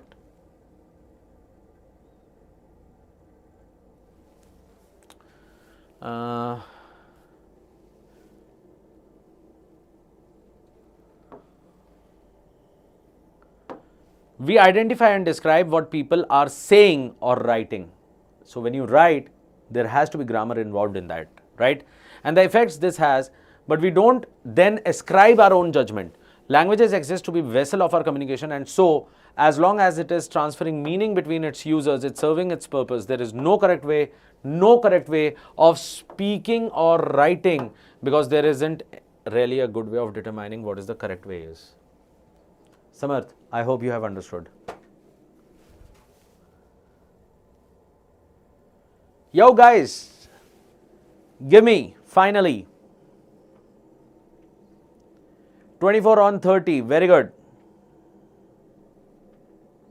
Yeah, Namasvi, he actually kept the point of prescriptives, but then again, he was totally in support of the descriptives. Fine, Bright Mind has got 24 on 30. Anyone who has bettered him? Anyone who has bettered him? Come on. 24. Samarth. Okay, Samhit has got 24. Aishanya has got 25. 25, the new topper. 25. Can I have something more than that? Anyone? 30. Very good, Ansh. Awesome. Very good. Let's have clapping for him. Awesome, Ansh. This one is for you as well. Rupal, 24. Okay. So this means the titles are to be according to the author's perspective. Namasvi, the titles are supposed to be the baseline. They are as per the themes of the paragraph, right? Okay. Shashank, awesome, man. 25 नहीं हो सकते, -1 भी हो तो है. No, Prachi, if someone has not done one question, then there would be no -1, right? Rupal, rather I would suggest title questions are the easiest ones, right? Why? Because if you have the theme with you, then you can actually catch hold of the title. So there is no problem with that. You can actually catch hold of them. Okay? Right. Awesome, guys. Very good. So keep on adding those numbers. Let's move on to the next part and let's try some more questions. Okay? Let's move in. Our favorite ones. Come on, let's do. Why do I call them as favorite ones? Because even if you don't know, maybe you can have a smart guess out here. Maybe an educated clue comes across to your side and you can actually go across with that. Ansh, we have already shifted, man. Just see to it. Yeah? Come on.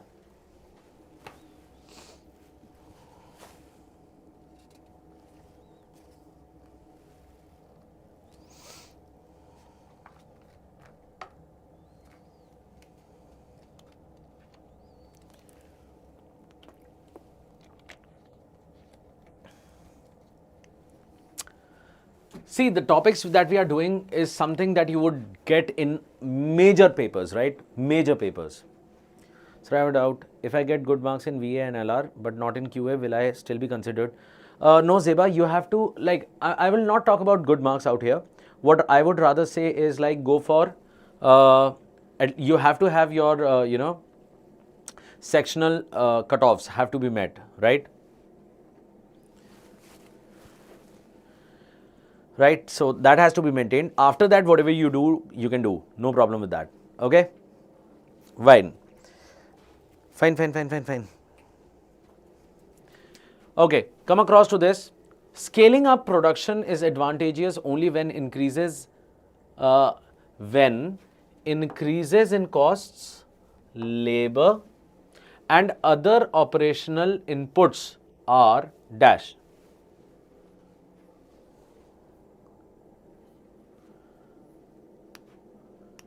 Fine. What do you think should we go for? Why not kept at bay? Just think of it, bay. What is a bay? Bay is basically the sideline, right? So you are keeping it away from you. Are we talking about keeping it away? Kept in check means what? You're checking on it, right? Something, something we are keeping a check on it, right? Can it work?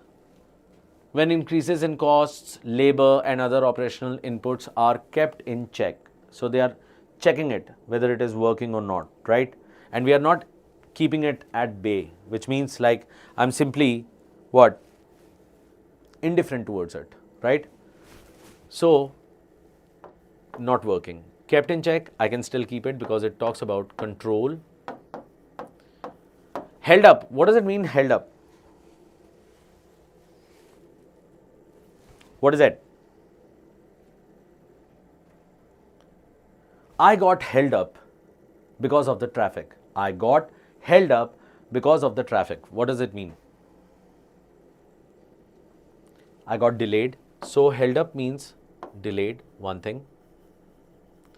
Fine. Hold. Someone has held you. So which means you cannot move, right? So delayed. Second, what can be the other meaning of held up? It can be supported. Fine. How? The pillars held up the wall. Fine. So which means it is supporting it. Last one. Don't move. It's a hold up. When do I say that? When I'm robbing someone. Robbed, right? Held out. What does that mean? What is held out? I held out my hand, right? We say this, I held out my hand, which means what? Extend something, whatever you want to extend, right? Next, what other word can it have? So these are the words basically that you have with you. Using them, what do you suggest can be my answer?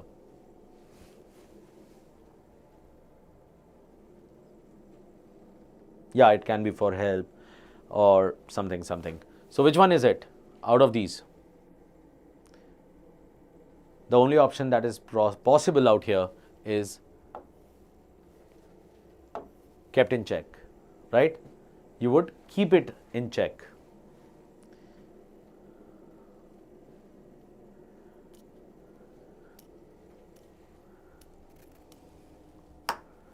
Fine, got it? So this is the first question. Let's move on. This time you're gonna do it.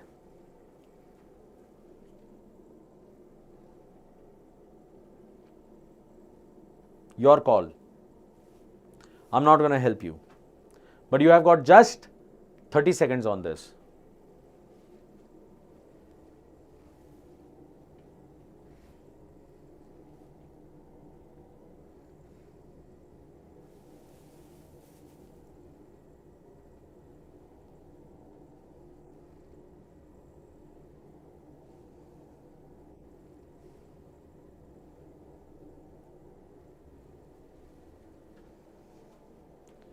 Okay.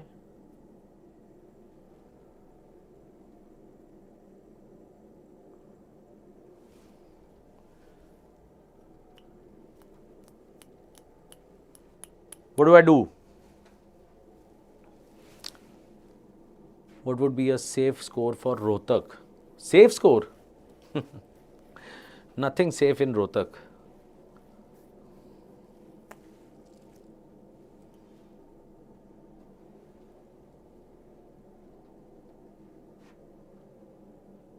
Okay, fine. So many people have given the answer. Let's see whether you were right or wrong. First of all, you tell me what does it mean out of thin air? Out of thin air. What does it mean?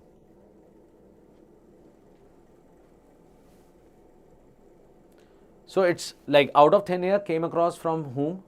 It came across from the magicians, right? Fine. Out of the thin air, which means from nowhere. Fine. From nowhere. Should I keep it or remove it?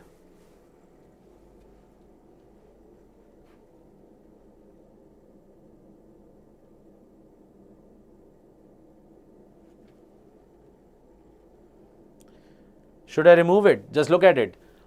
Dr. Aisha Raza, a renowned biologist, confirmed that genetic traits were passed down through generations rather than from nowhere.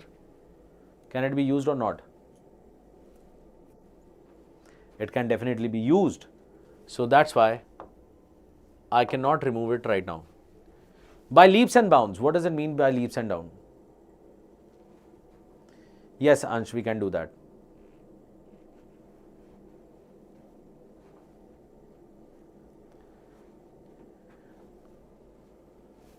By leaps and bounds, what does it mean?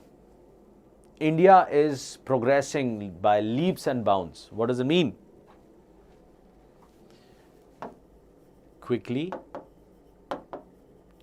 and significantly. Okay. Now look at this one. Out of blue air.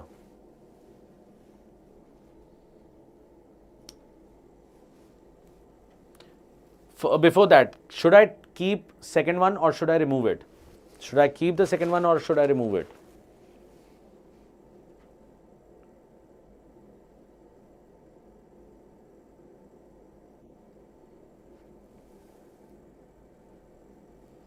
I should simply remove it. Does not make any sense, right? Out of blue air. Now this IPMAT aspirants, you need to be very, very clear of. What is it? Out of blue air has no idiomatic structure. This is not even what? It's not even an idiom. Understood? So this cannot be taken as that. Fine. Yeah, if we had out of the blue, then it means suddenly, right? But as it is non-existent, we cannot use it, right? Last one. In the blink of an eye, what does it mean? In the blink of an eye. So something happened in the blink of an eye. So what happened?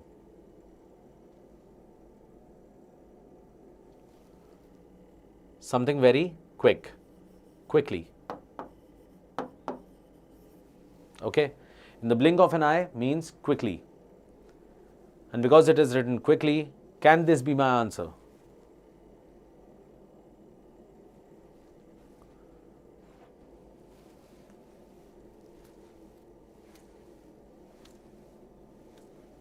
So everyone has understood, but can this be my answer then?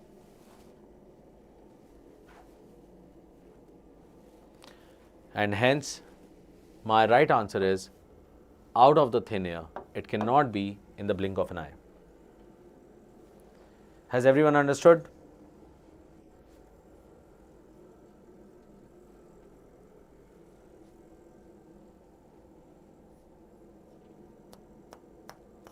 Cool? Awesome. Let's move on to the next one. So I'm writing these things as well. So when you look at them, keep on writing these things because the idioms are there. You can learn those idioms from here as well, right? Let's move on. Next one.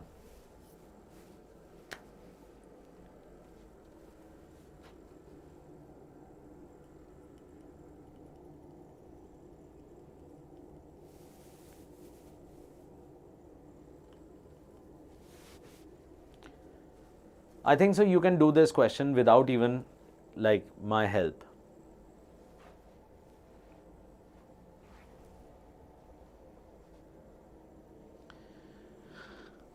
Use your 7th, 8th sense, whatever you have, and try to do this.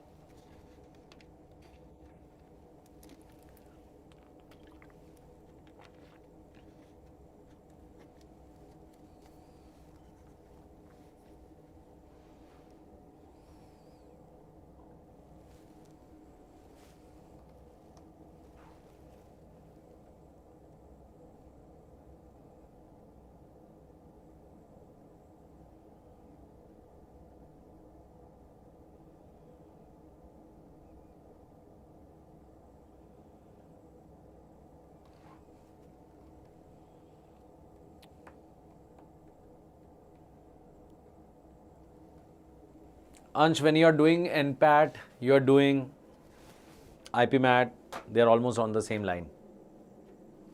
So from generation हम ये भी तो बोल सकते time लगता ऐसे नहीं होता कि बहुत जल्दी हो रहा है. बहुत जल्दी हो रहा है. They are not talking about बहुत जल्दी हो रहा है ना? Are they talking about the time?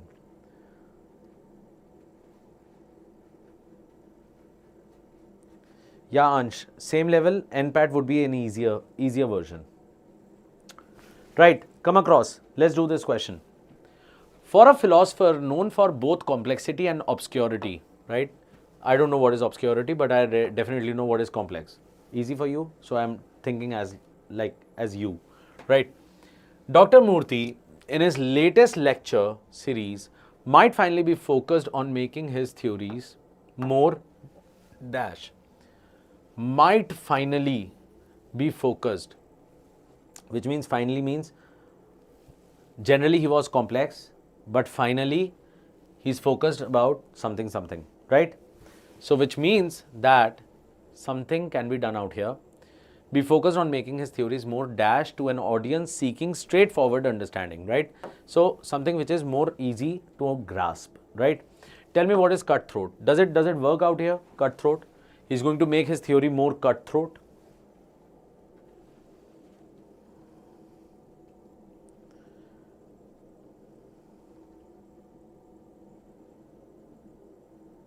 Yashir, I'll just come across to this question. Okay, ये वाला करते हैं अभी, फिर उसके बाद मैं वापस उस वाले क्वेश्चन में चलूंगा, ठीक है? Okay, come back. Tell me. I cannot take cutthroat out here, right? क्योंकि cutthroat हमने generally कहाँ पे सुना हुआ है? हमने सुना है इसके साथ कट थ्रोट कंपटीशन या कट थ्रोट कंपटीशन, ऐसे वाला कुछ बात होता है ना, राइट? या very competitive, right? So we are not talking about his theories to be more competitive और something, so this part does not work. Next part, what is written? Laid out. Laid out, fine. Laid out, I don't know what is the meaning. 2 minute के लिए लेते हैं कि मेरे को meaning नहीं पता. Let's move on to the next one. What is written? Lightened up. Okay. Now keep that mind lightened up. हमने चीज़ों को lighten कर दिया. मतलब क्या कर दिया? If I make things lighten, if I make things light, then what happens to that? I make it something which is funny, है ना? हम कहते हैं ना lighten the mood. क्या कहते हैं हम? मेरे को यहां से याद आया, लाइटन द मूड, ऐसे करके हम कुछ बोलते हैं. Does it have anything to do with theory को मेरे को लाइटन करना है? Is it working? Not easy, not easy, no. Less serious, yes,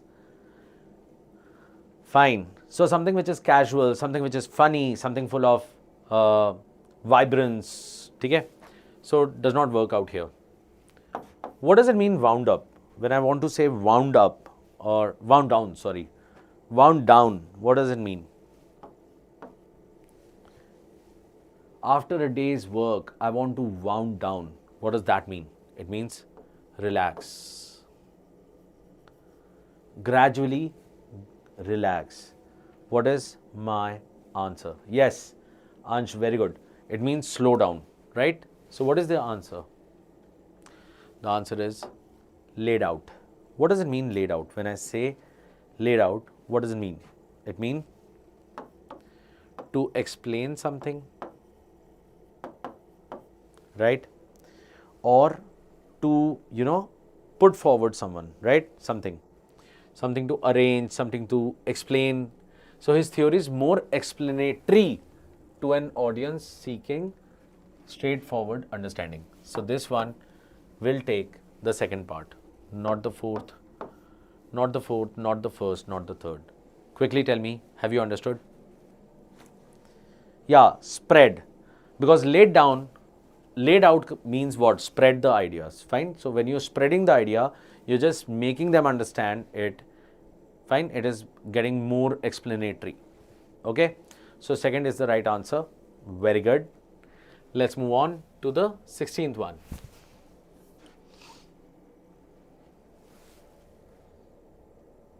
Even I can answer this question. So you people can definitely give the answer out here, man. This is the easiest one. Do it quickly. And this time I need a star. I'm out of stars out here, man.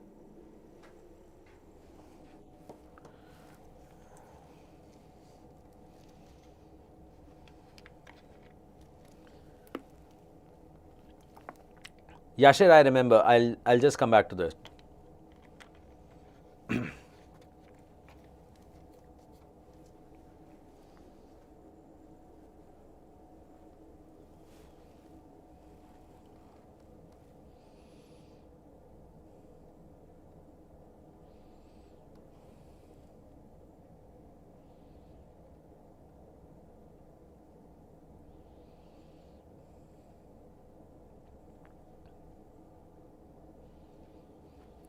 Oy Mubaraka, congratulations, you have done it. Finally, we are getting a star now. No other composer captivates the listener with more emotion than A.R. Rahman, a phenomenal artist whose songs are widely known to be dash. Stroke of genius? Are we doing physics? No. A leap of faith? A leap of faith is generally when you would stand somewhere and you would just jump thinking that someone is going to save you, even if there is someone there or not. So leap of faith, no. Feast for the ears. Feast is what? It's a carnival. It's a celebration for the ears. Of course, we are talking about a composer. I'm talking about A.R. Rahman, a musician. So definitely something to do with ears, right? Last, a flash in the pan. Excuse me. Doesn't even make any sense out here. So that's why the only option that is a feast for the ears. And yes, guys, yes. Oh, how I missed it. Very good. Cool hai. Right? Let's move on. Okay, just tell me quickly. Stroke of genius, what does it mean? Stroke of genius.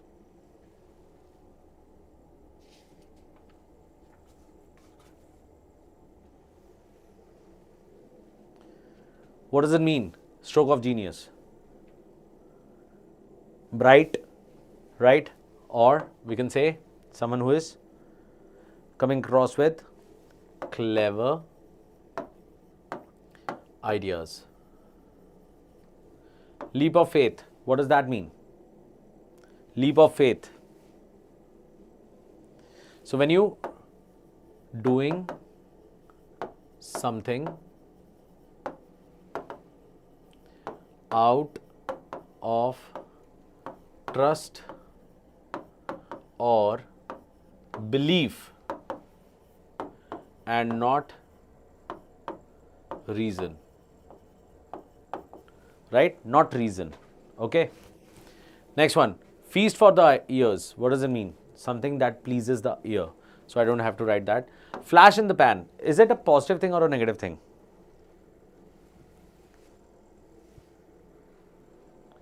It's actually negative. What does it mean? Something looks promising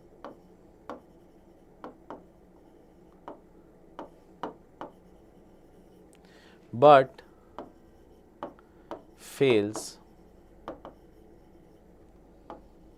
at the end, right? Gradually or in the long run, it goes away, right? Okay, right. So, anything else? No. 16, 17.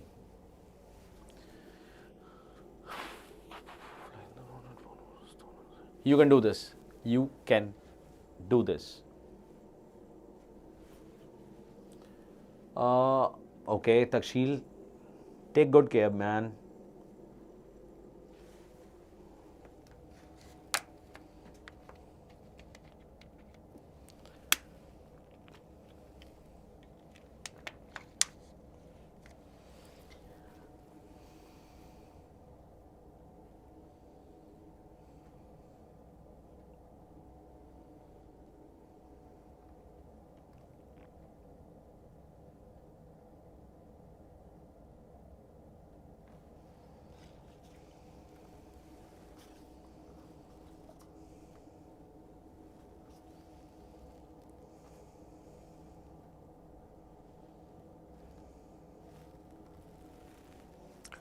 Okay, different people giving different answers. Let's just see it. Despite numerous claims to the contrary, there is no inherent connection between okay, wealth and happiness. In fact, there might be a dash between the two. Fly in the ointment, bone of contention, thorn in the side, or gulf between. I think so. This can easily be caught hold of.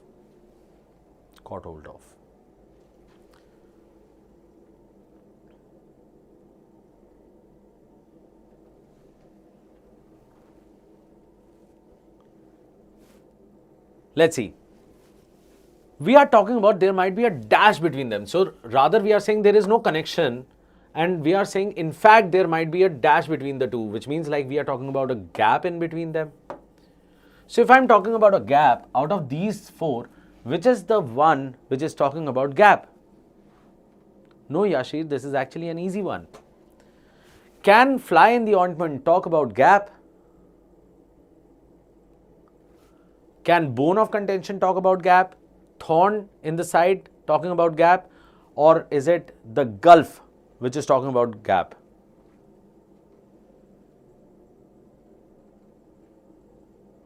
Which one is it?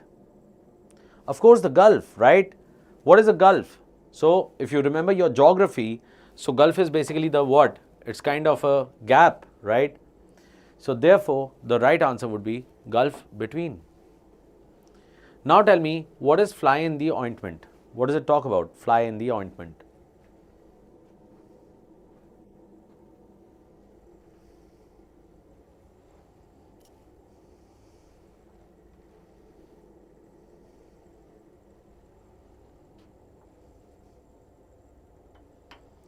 What is it? A problem? Yes, it is a problem. But what kind? A small flaw that can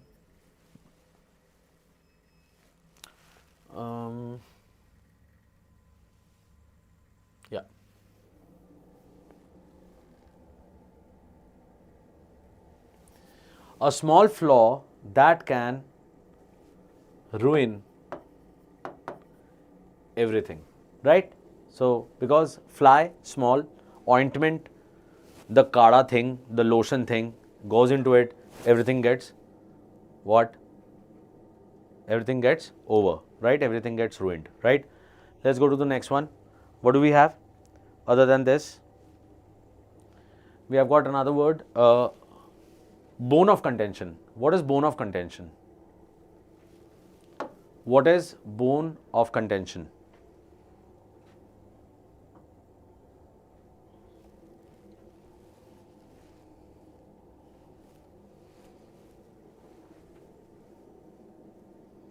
Hi Royal Star, oh ho, after such a long time.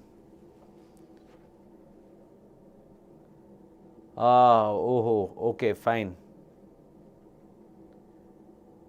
Do take care, be safe, man. Bone of contention is basically, yes, the point of argument, right? So there is an issue between us, right? There's an issue between us, so that issue is the bone of contention, right? So bone of contention is issue. Thorn in the side, what does it talk about? Thorn in the side.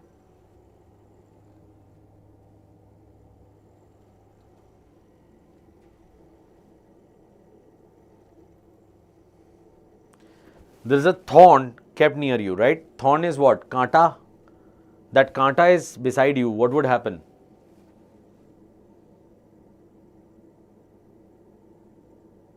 It would be a constant irritation, right?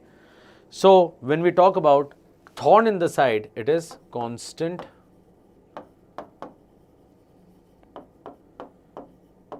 irritation, right? Gulf between.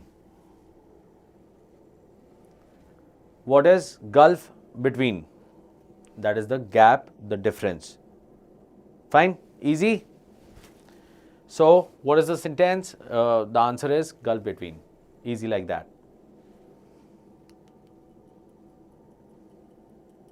A huge gap, right? So everyone, are you getting the things? Are you getting new things out here? Yep. Fine. Everyone feeling energetic? I know there is a big problem going on in the country, but then again, what we are doing out here is we are holding on to it, right? And just like the Indian soldiers, you also are what? Holding on to your ideas, your dreams, right? Okay, fine. You need a break. I'll give you a 5-minute break. Fine. You can take a 5-minute break and then we can start again. Just take a 5-minute break. Before going, Yashir, let's come back to your question first. This one? Was it this one?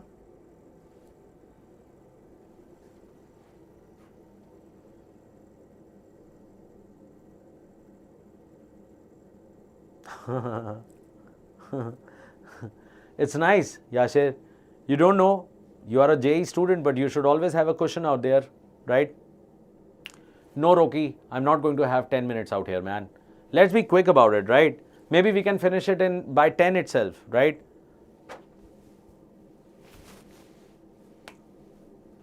Five minutes. Just 5 minutes.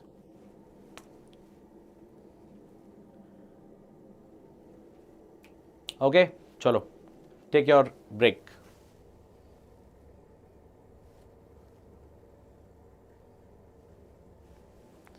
I'll just keep it at this.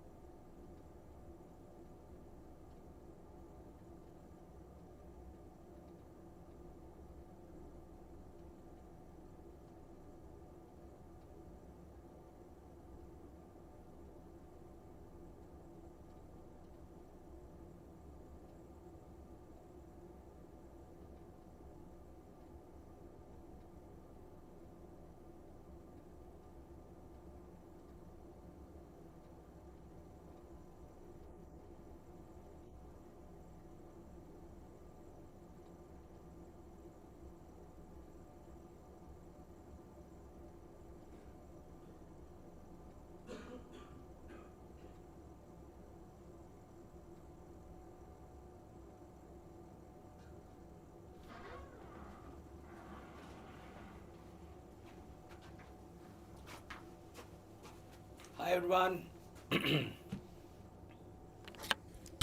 Everyone is back.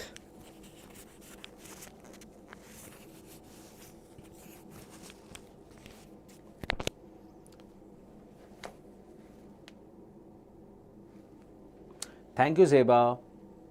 Thank you for being so concerned.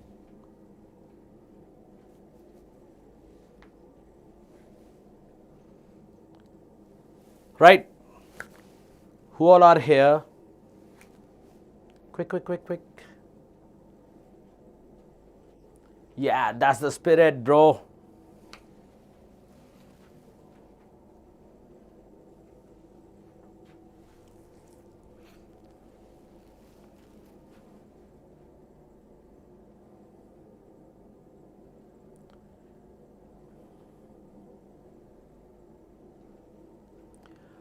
Ready?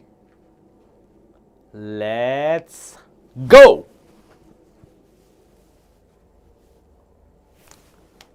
Yeah. It is alleged that New Delhi. Why am I reading? You are the people who are going to do it. Do it, do it, do it, do it. All yours. Hi, Ramansh.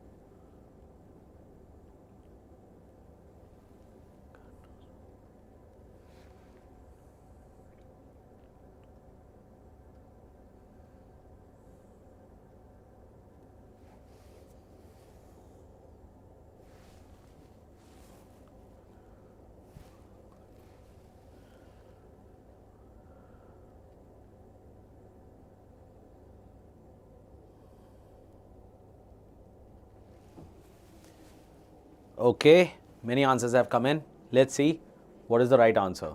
Fine. It is alleged that New Delhi has inconsistently attempting to influence the international debate on Kashmir and treating it as a purely domestic issue. Fine. Okay, it is alleged, first thing. So when it is alleged, generally it has to be a charge, right? There has to be a charge against someone. So who is it? What is it against? It is against New Delhi. That it has inconsistently something. Is it going to be bounced off? Is it going to be changed up? Is it going to be wavered between or flipped out? So just think out something like flipped out. What would it mean, flipped out? When I saw this is what has happened, I flipped out. What would it mean? Sir, I would like to take my leave as I need to go practice some phones for my NPAT tomorrow and good night. Yes, Ansh, take care. All the very best for your NPAT tomorrow. But remember that do watch the video after that, right? Yeah, tell me. Flipped out, what does it mean? So, lose my control, lose my cool, right? So, maybe something like lose one's cool, right? What is wavered between? What is wavered? Wavered. Something like, sometimes I'm like this, sometimes I'm like that. So it is something which is confusing, puzzling. Changed up, what does that mean, changed up? So when you change up, you are actually, what are you doing? You are modifying.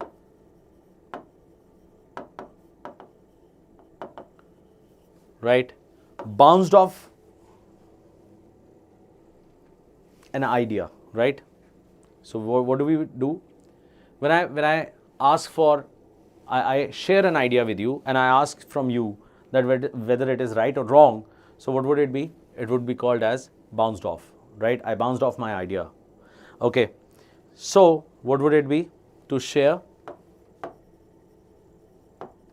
an idea for feedback.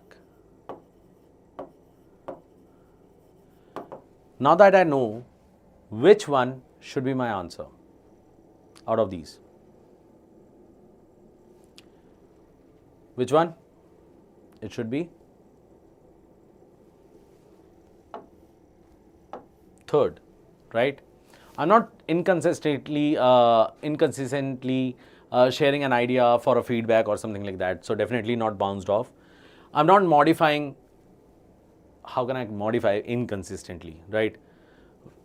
Confusing, inconsistently, confusing, attempting to influence the international debate. So yes, that might be.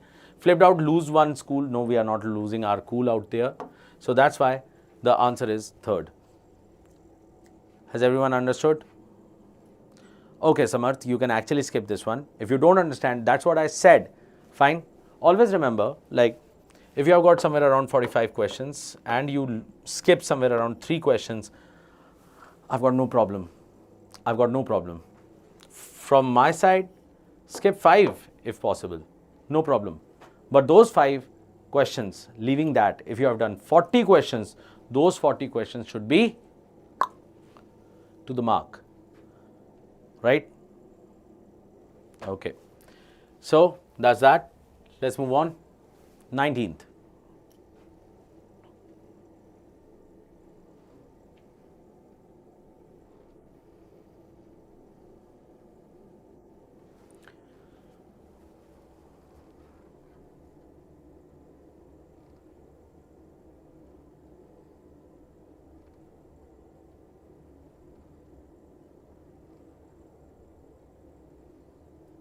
This one is easy. This one is easy. You can do this.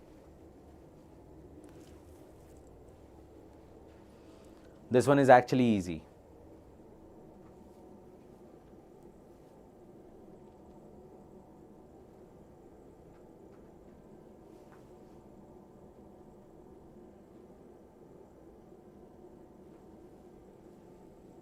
Yeah, yes. Where to go?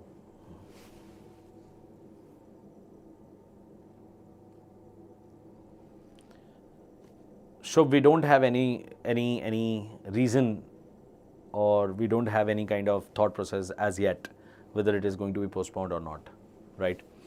Okay, fine. Coming back to it, Maria was dash about taking on extra projects at work because they demanded a lot of her energy, right? But she would also be able to enhance her professional skills.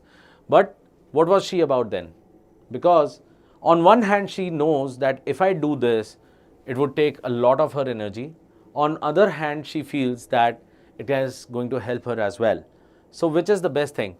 She is in a state of what? She is in a state of dilemma. And because she is in a state of dilemma, on the horns of a dilemma is the answer, right? Educated guess, yeah? Educated guess, it always gets you the highest probability of getting the right answer, right? Good. What does it mean in a soft spot? I have a soft spot for you. What would that mean? Nice word, bro. You would use it a lot, but not now. You clear IPMAT, you go to IM, then you use it. Okay? I have a soft spot for you. What is that?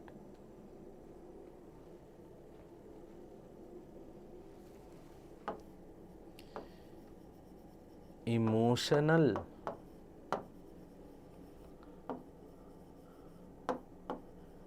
attachment. Yeah. Yeah. Raising a storm in a teacup. Teacup is a small thing. Raising a storm, you're creating an issue. So you're creating an issue from a smaller thing, right? Create issue from a small thing, right? Playing by the fence. What does it mean? Playing by the fence. So playing by the fence does not stand as a idiom. It is not an idiom. It is basically sitting on the fence, right? What does it mean? sitting on a fence. So if you're sitting on a fence, you're not going anyway, right? You're just standing out there, right? And if you're standing out there, which means you are quite confused. So this can very well be an answer, but the only reason was that it did not work was what? That it was not a proper idiom. Has everyone understood? Yeah? Was this question doable or not? It was, right? Let's move in. Question number 20. Now this time the question has changed. What is it, the question? In each of the following sentence, the incorrect part of the sentence is underlined. Choose an alternative from the 4 given options so that the sentence is rendered correct. Fine. So this part comes across as your grammar, right? Fine. After 20th question, we would actually check where are we sitting? What marks are you getting right now? Fine. So these classes, they are actually going to help you that on Monday, when you sit across for your IPMAT, how many marks are you actually going to think forward to, right? You have to strategize, right? So these 2-3 classes that we have are very important because they are going to help us strategize that how many questions are we actually planning? How does it go about, right? Carry on.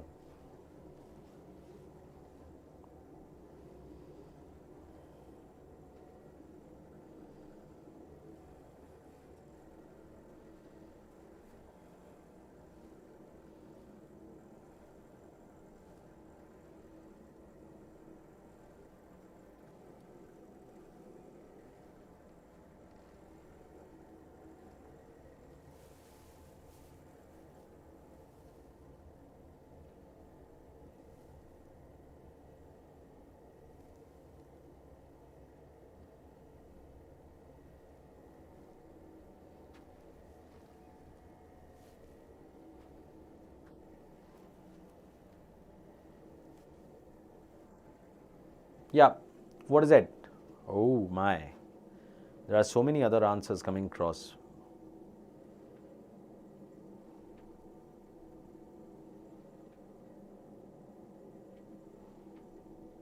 Okay, fine. Let's see. What is written out here? Was influenced by. So the very first thing that comes to my mind is was, right? What do I check in was? There are 2 things I can check with was. The first thing is subject verb agreement.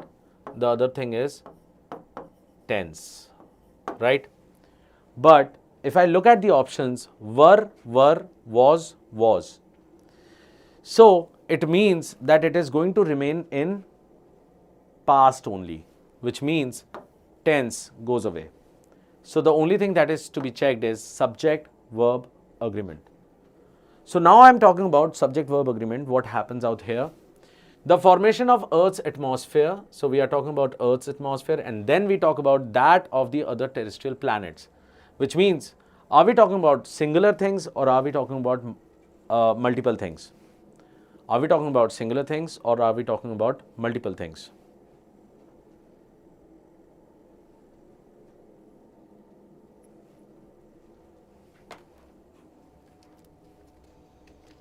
What is it? We are talking about multiple things, right? And when they are multiple things, which means we are talking about they, which is plural, right? What does plural take? What does they take? Do they take was or do they take were? So definitely was is off, right? When it is off, we are left with were and were. Were influenced by, were influenced due to, as a result of. Now, of course, due to and as a result of, they are what? They are superfluous, right? They cannot be used. And therefore, second part goes away. The only answer that is possible is were influenced by. Has everyone got it? Easy, right? Yeah. Yeah, Shashank, in this, See, when I say the formation of the Earth's atmosphere, look at this part carefully, because this could have given you because it was actually tricky if you look at it, right? The formation is actually what? Singular. But look at it, it says formation of the Earth's atmosphere. If I would have been talking about the same idea, in that case it would have been the formation of the Earth's atmosphere and of the other terrestrial planets, Mercury, Venus and Mars, right? In that case, I would have been talking about them not two different things. I would have not taken that of the other terrestrial planets, right? So we are talking about two different kind of formation out here. The first formation is about Earth's atmosphere, and this is the formation of the other terrestrial planets, which means there are two different kind of formation we are talking about. Okay, so in that case, what would happen? Formation 1 plus formation 2 becomes what? Formations. That is plural. Shashank, have you understood?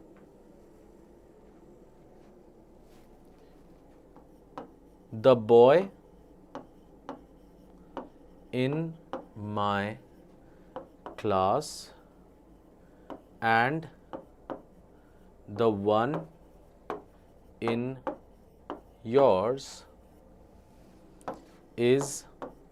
are naughty.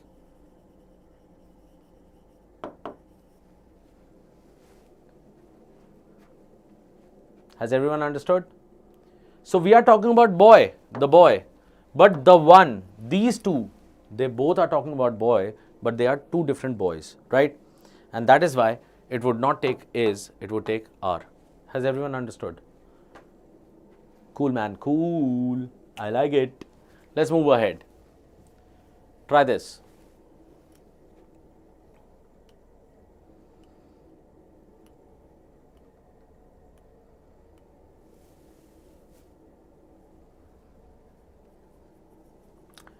Nice question this is. It's a very nice question, but it is purely grammar. So right now we are playing prescriptive.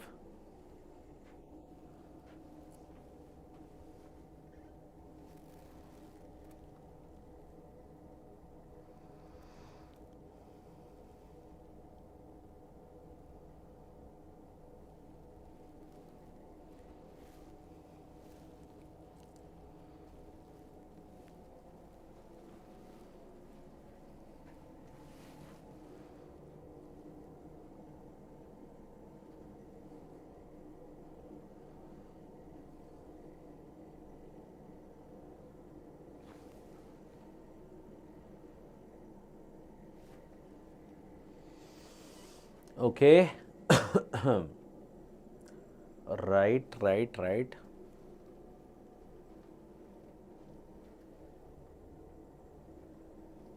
Fine. Let's start with this. Different answers again. Let's understand the grammar out here. The research from the climate study group showed that global temperatures had risen at a pace much faster than most scientists anticipated would happen. Fine. So it says the research from the climate study showed. This one is talking about simple past, right? That global temperatures had risen. Why is it had risen? Why is it had risen? Because this is something which has already happened, and after that they are showing the thing, right? So when we have two options, two sentences in the past where one action is happening before the other, right? The action that has happened before will always take what? Past perfect, right? If this is my timeline, this is an action, this is an action, this action goes for past perfect, and this one goes for simple past, right? It goes for simple past. Okay, so when we have this kind of thought process, what would I do? This happened first. Now look at this. had risen at a pace much faster than most scientists anticipated would have happened. So this is something they had already anticipated before they showed this, right? And that is why what would happen? Out here, anticipated would happen cannot take. All these parts that are in simple past cannot be a part of it. It has to be in past perfect because this is something they had already done. So that's why we are left with 2. Now, if I say had anticipated to happen, it would mean that something they anticipated and it happened, right? But they had already, and when they anticipated it, they said like it is going to happen in the future. So that's why the better option is 3 and not 4, right?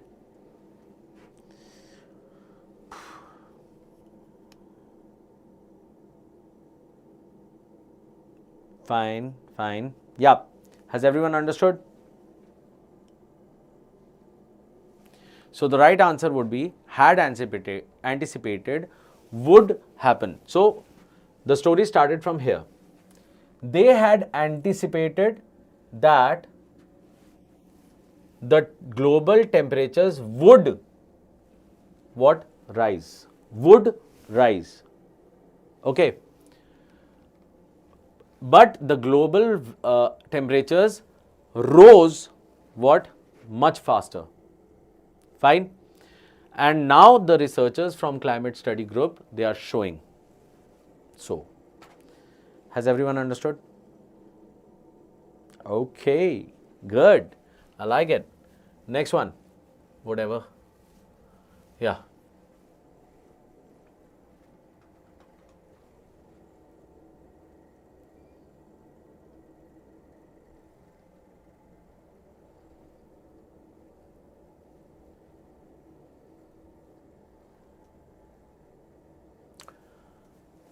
These are good questions, man.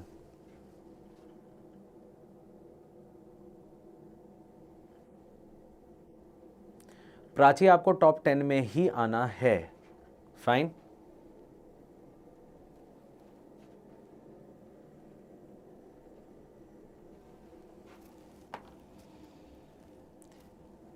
एक चीज हमेशा याद रखना, you don't go to a paper thinking that you are going to match the cutoff. Fine. You go to a paper to actually crack it. You know what is cracking? You just tear it off, man. Understood?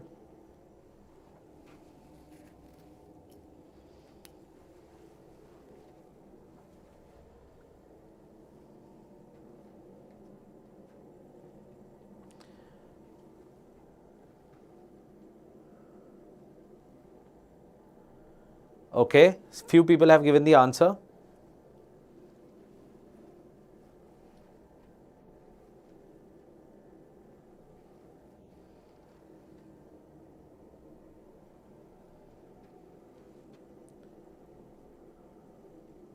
अरे नहीं समर्थ भाई, ना ना ना ना ना, गुस्सा नहीं भाई, गुस्सा नहीं. कंप्यूटर ब्रेक करके नहीं आना है, बस आंसर लेकर आना. Okay, guys, people have given the answer, and let's see, maybe we have a star today. Let's see. There are more than 60 radio stations on the small island. So it is talking about some number, right? That there are 60 radio stations, right? Who shows the deep culture connection the islanders have with music and radio? The first thing first, it cannot be who in any way, right? Because what is it? Because who is generally used for what? Animate things, right? Majorly humans and sometimes animals as well. So we are talking about radio stations, right? So we are not talking about that. So who is wrong? Which showed the, now it has simply gone across and changed the tense. Is there anything that tells me that the tense should change? No.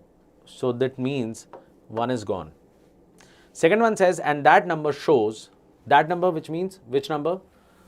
The number of radio stations, right? Shows the deep cultural connection the islanders have with music and radio. Fine. So this is something, yes, I can keep. Then it says which is showing the deep cultural. So which cannot come across because we are talking about this number, that so many numbers are there, like such a huge number of what radio stations are there, right? Which means that we are talking about that number. So that's why we are not going to take which is showing. Which shows is a better deal, because which is showing is something which is happening right now, right? We are not talking about right now, we are talking about a generic thought process. So that is why which is showing not working for us. And that's how they show. Who are they? It is not even mentioned who are they, right? So this one goes, and that's the better answer, is that number shows. And people, yes, I believe we have earned a star, right? And that number shows the deep cultural connection the islanders have with music and radio. Awesome and awesome. Fine, let's move on. Let's go to the next one.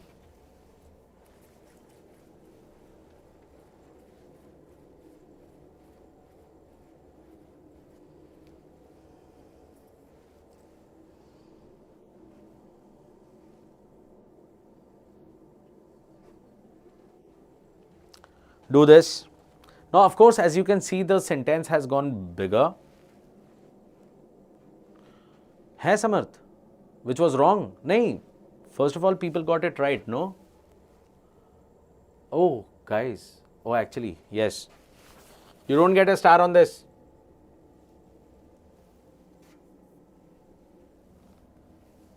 Yeah, come back to this. This time, try to earn that.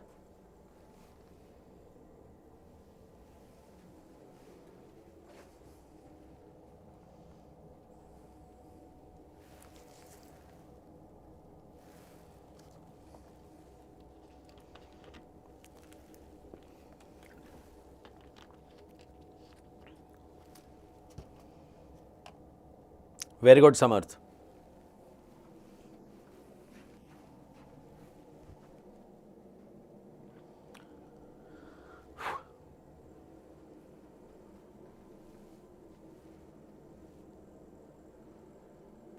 Now this sentence, this seems to be quite huge, quite long, but I'm telling you, this question is actually easy.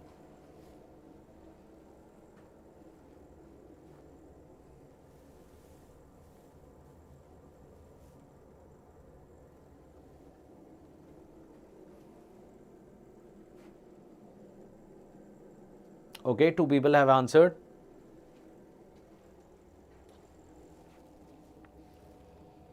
Three.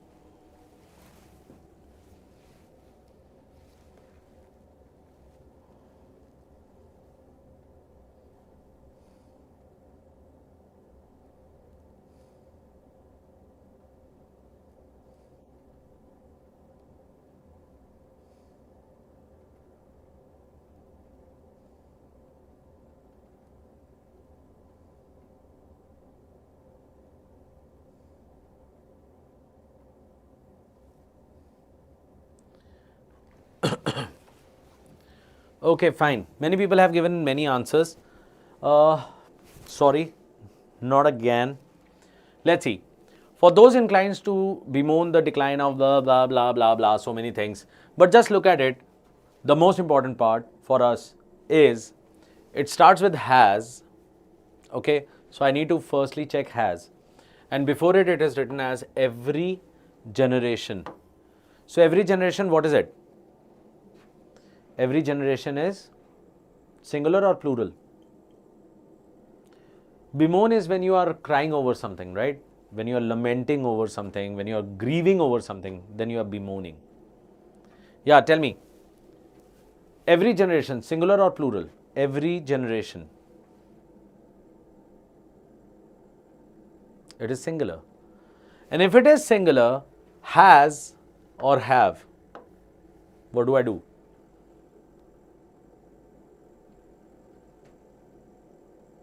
I cannot take have, right? It has to be has. So therefore, 1 and 3 goes away.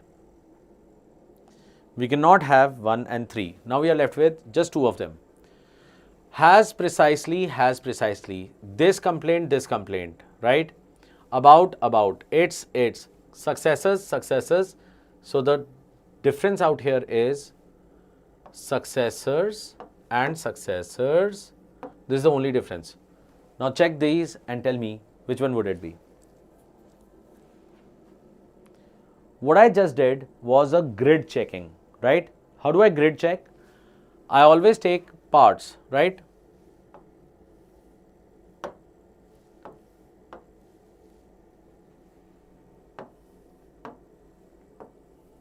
Something like this. You can break it up, you can simply check.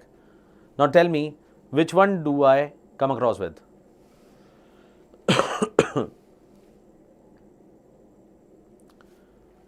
So, look at this one. This is saying tastes. Of course, this part can never be written like this, right? I would need something out here, which is not written out here. And out here, successor, apostrophe. Of course, after apostrophe, we do not have any S. We do not need any S. So that's why, and tastes is correct out here. So that's why the only option that is possible is fourth. So just looking into these 2 parts, we can actually find out what is the right answer, right? Yes, Yash, of course. Has everyone understood? The right answer is fourth, right? Okay, so we are sitting at 23. I forgot when we did the 20th one, but can you just tell me out of 23, no, let's do it at 25th. Yeah, 24th.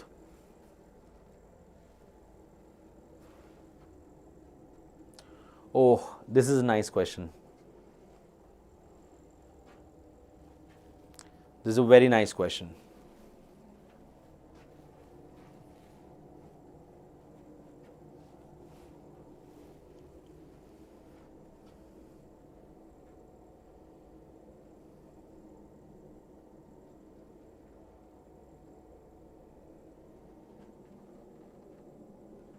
Harshal, whenever we use the word each, every, any, so we always have to write singular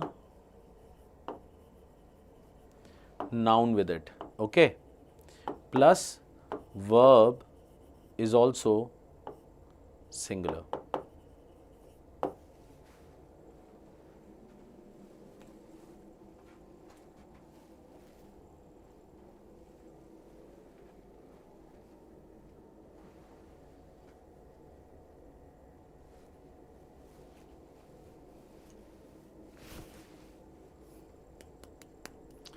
To do this question, I'll just do another question with you, okay?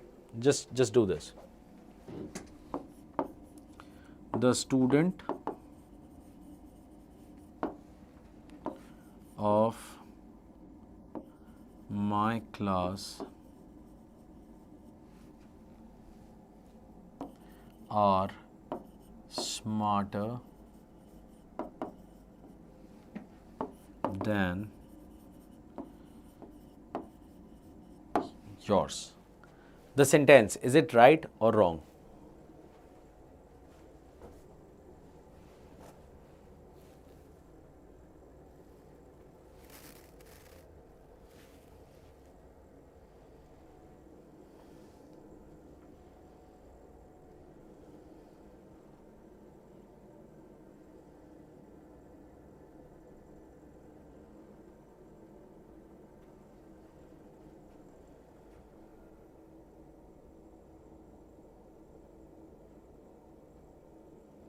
Why is it wrong, Samarth?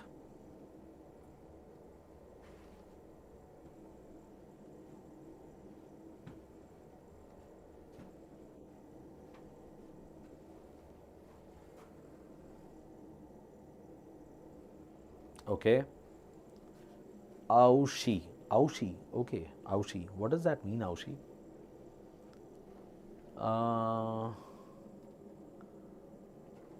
Nishay, if there is a blackout, you just let it be.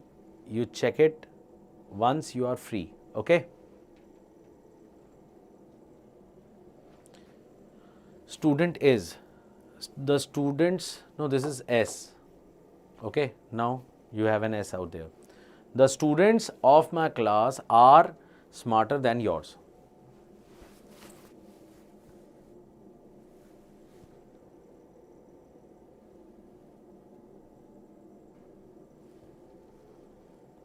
Where are you from, Shashank? Why do you have a blackout at your place?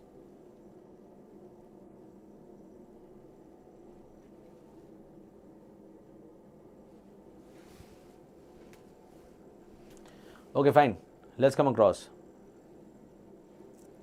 Let's see. No, we cannot say more smart. The word is smarter, not more smart. Okay. Now let's see. Whenever we talk about thematic sentences, right? Like comparison is happening. So this is a comparison. When I'm doing a comparison, the comparison would always come across with the same alignments, same format. Okay. Look at it carefully. What is written out here? My class. If I say my class, which means I'm using my with a class. So my is denoting a class. If I write out here yours, which means I'm actually saying that, yeah, thank you, Prem, and all the very best. Take care, guys. Take care, right? Wherever you are, do take care. The students of my class are smarter than your class. Can I compare students to class? Of course not, right? So, what would it be? How would I go about with this? So, first thing first, always remember, it is the parallelism, right? That is important out here. What is it? The students of my class are smarter than the students of your class. This is going to be the first thought process about the sentence. Has everyone understood?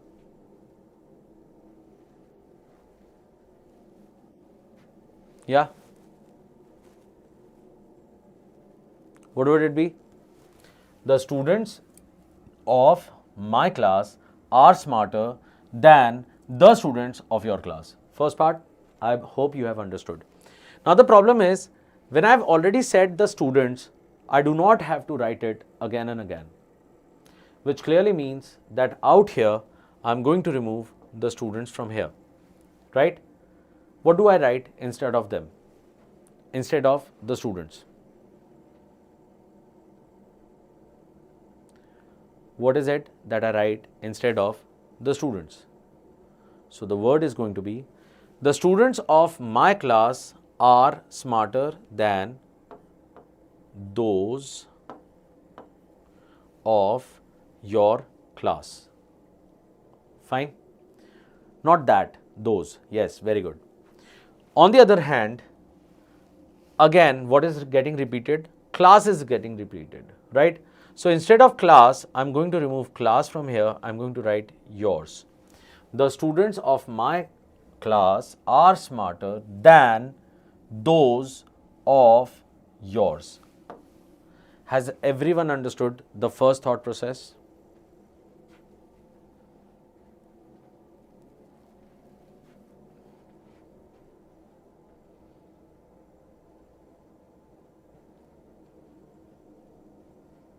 Yeah, the first thought process is clear. Now, let's come across with another thing, right? I'll write it out here, okay? Out here, this part. Or else I can simply remove this. I'm removing all the thing. I hope you have understood. Yeah.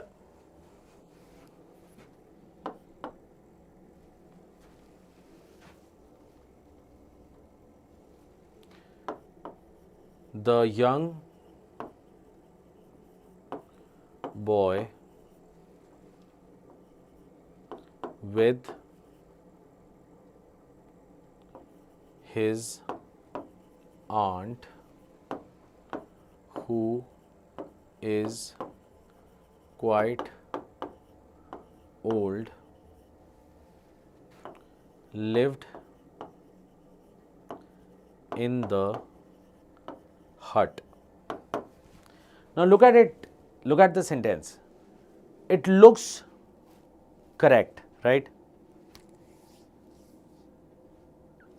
It looks correct. You need to tell me whether it is correct or not.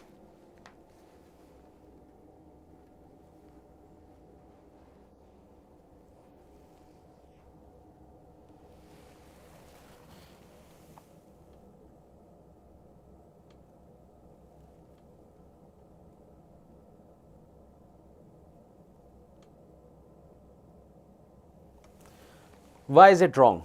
Why is it going wrong? What can be the reason behind it?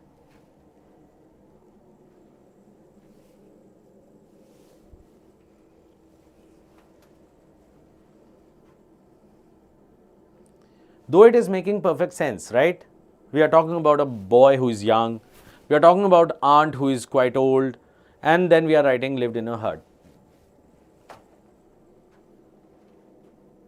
Quite old is not working.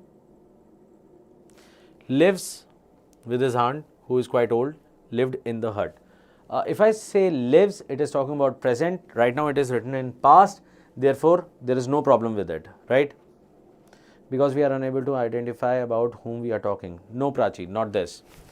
It is because with is joining the young boy with aunt who is quite old. This is not concise writing. Fine. This is not concise writing. How do I come across? If I have written this part as the young boy, the better way of writing the answer would be the young boy with his old aunt lived in the hut. Has everyone understood?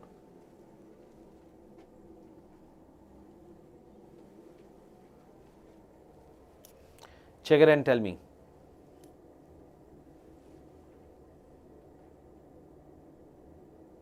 Right? So this is quite tricky, right? This is because when we are writing something and suddenly the structure, though it looks correct, but that structure might not work, right? So that is where you need to work upon, right? Now let's come back to the question and let's see what are we doing out here. It is widely recognized in the retail sector that, so this is where the sentence changes, the layout of products on display. This is your first part, yeah? And keeping that in mind, then there is what? And is written. But what is it getting joined to? How often stock is replenished can significantly impact sales. If you look at it carefully, when we talk about this one, right, what would happen? You would see that can significantly impact sales. This part is actually completing the sentence. So let it be. Just check how often stock is replenished. Is it coming across? Because it is joining this part, they too have to be they should be having the same structure. So tell me, is this the right one or should I change? Just check it.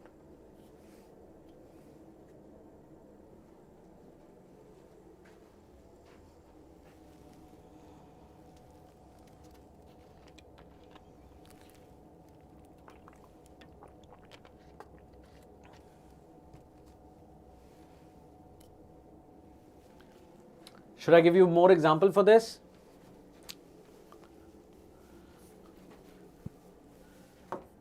The people of India and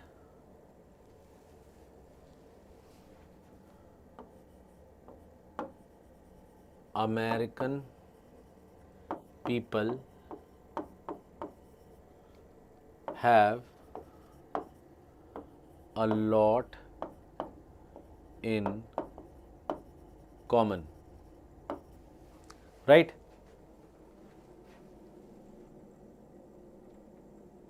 Yes, Shashank, it is actually prescriptivism, right?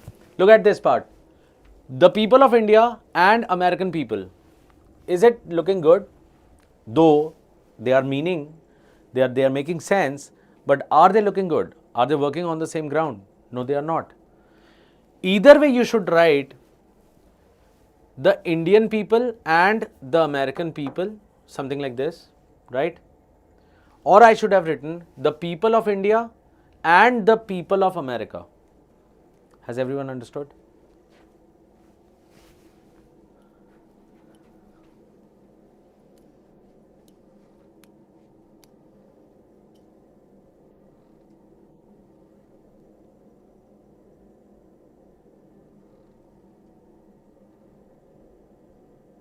Has everyone understood what I said? Right? So either way, it should be the people of India and the people of America, or it should be the Indian people and the American people, or simply the Indians and the Americans, something like that, making it more what?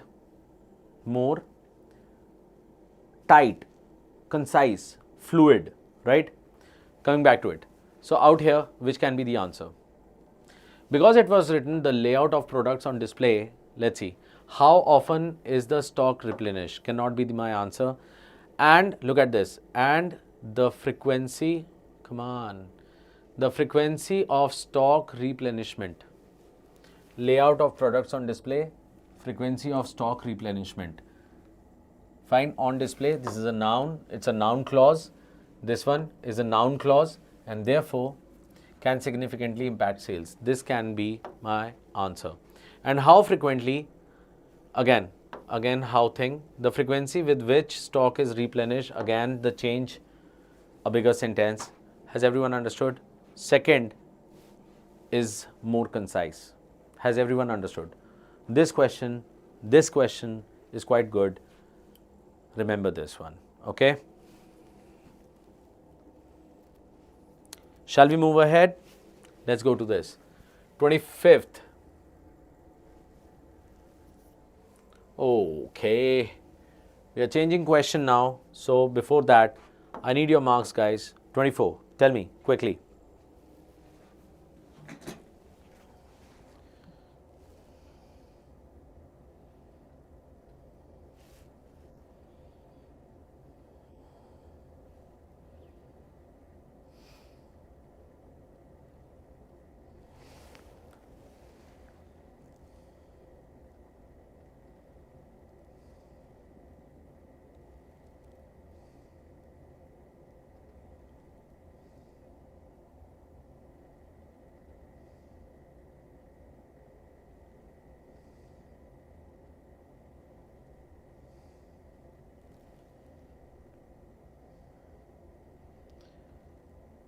Aishanya, very good. You are getting 24 on 24. That is like awesome. Ravi is sitting as 15. Prachi is 22 on 24. Pretty good. Pretty good, Prachi. Others, quickly. Aushi is 22. Okay. What else?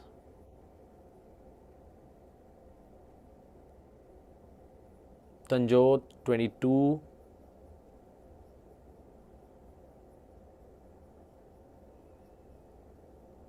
Bright Mind, 16.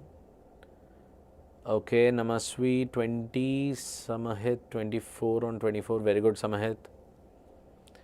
Nishtha is at 23. That is again a good score. So all those people who are not getting 24 on 24, but they are getting 23 and 22, again, my thought process to you is, out of 24 question, your thought process should be getting 22 on 22 or 23 on 23. Am I clear with this? That should be your thought process, right? Okay. So keeping that in mind, let's move forward. Let's go to the next thing.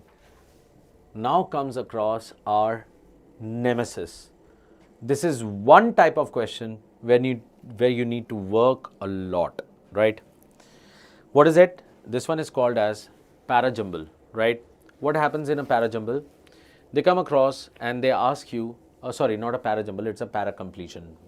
My bad. So what does it say? That there is a complete paragraph given across, and of course there is a blank out here which you have to fill. Now whenever you are filling this, it is utmost important that you have to match it with the previous sentences and the following sentences, right? It should talk about something which is happening out there, right? So let's give it a try. Try this out.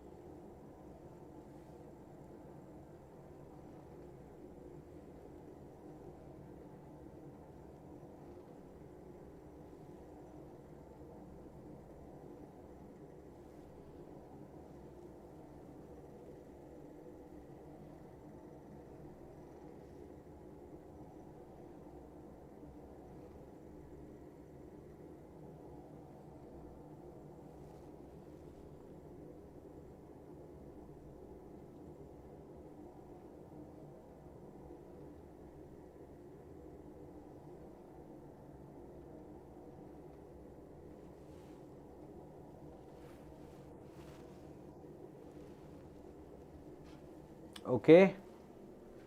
One person has given the answer. Two people have given the answer. Need more people out here. Did you get a problem out here? Should I?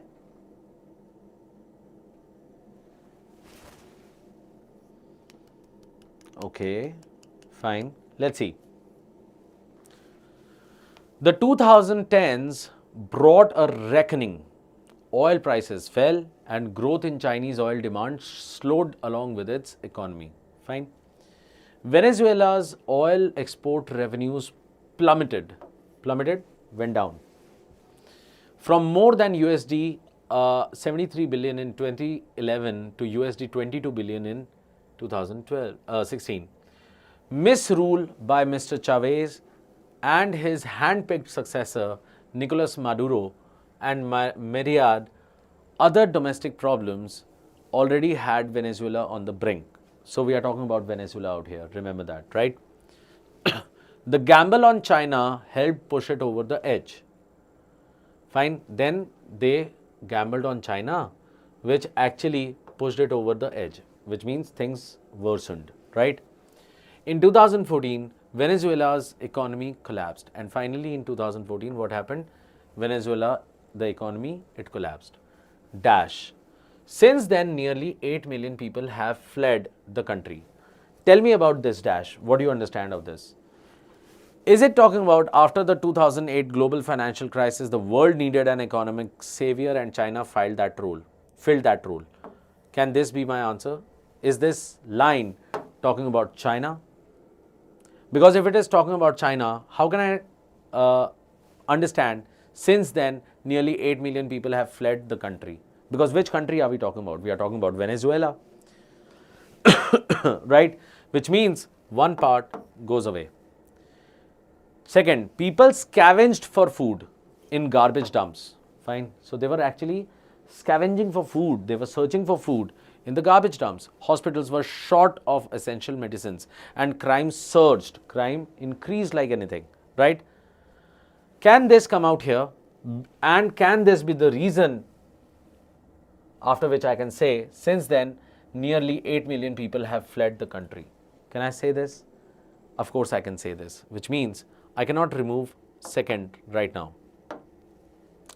Third, China voraciously consumed Venezuelan oil and financed infrastructure projects from a high-speed railway to power plants. Now, if I say this, after that, since then nearly 8 million people have fled, why? If they were doing this thing out there and they were financing infrastructure projects, which means they would be getting employment and everything, which means this would actually help whom? The Venezuelan people as well. So which means third cannot be my answer. Fourth, Venezuela's over dependence on China was an early warning that the world ignored. Now this part, and we are left with second and fourth. Which one is a better option when I go across with this? Why would people leave out there? Because Venezuela's over-dependence on China was an early warning that the world ignored? Or is it about people scavenge for food in garbage dumps? What is it? Definitely, the answer has to be second and not fourth. Has everyone understood?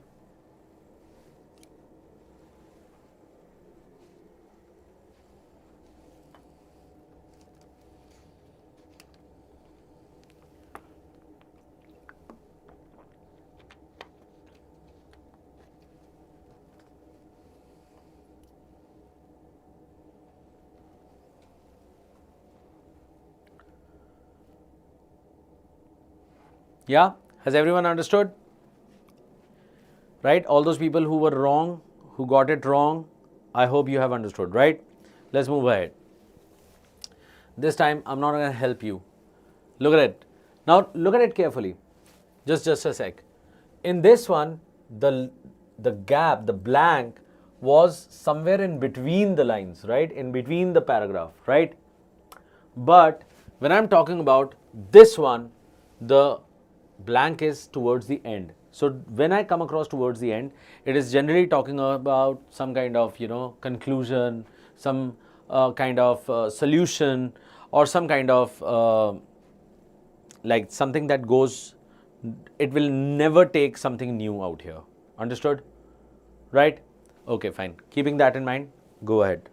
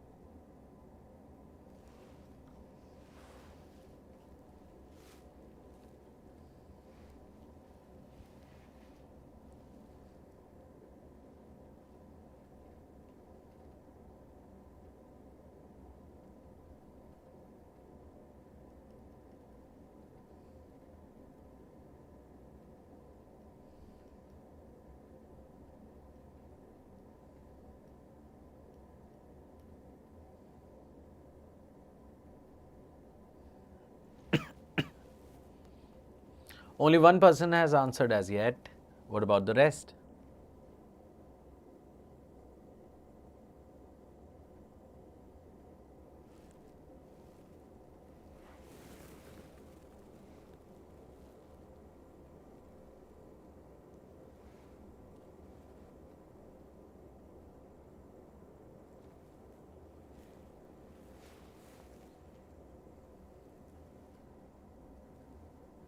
No? Is it difficult?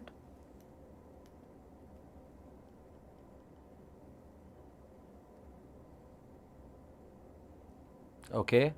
Aushi says she's skipping. Two different answers. One is one.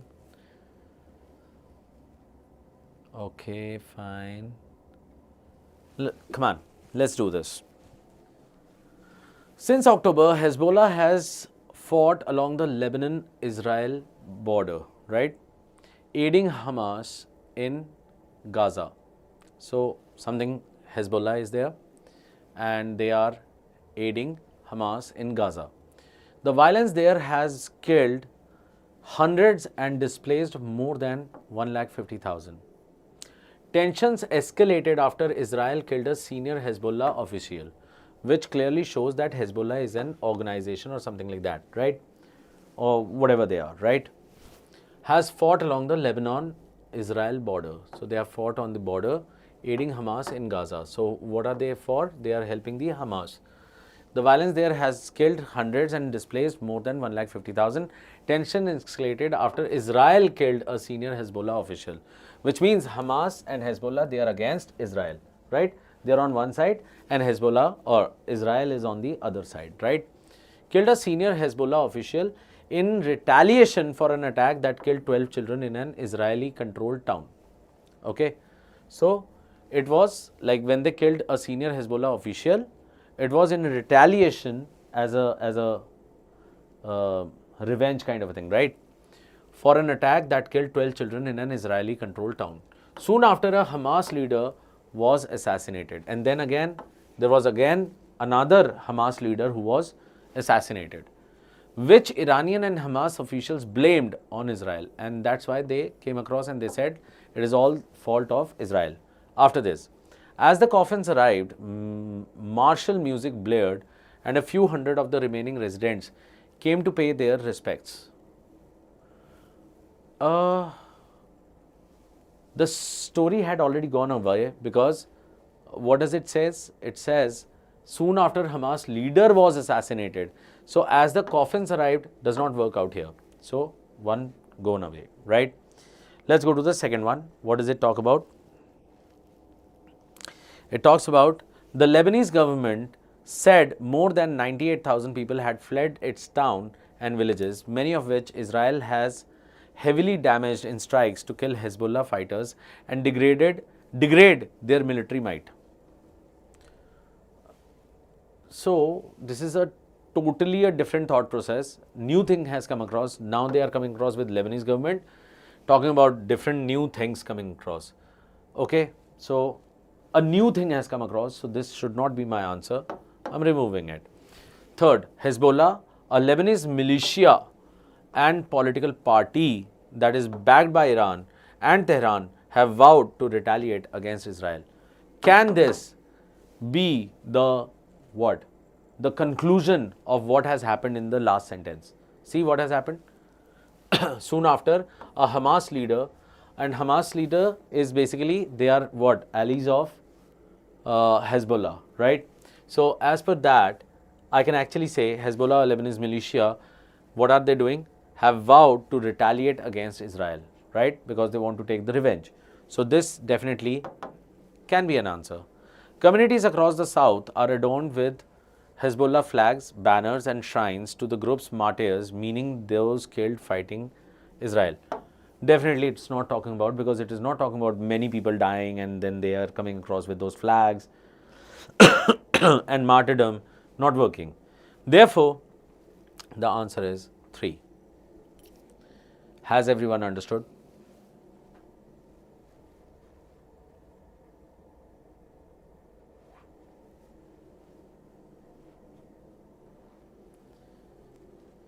Yeah, has everyone understood?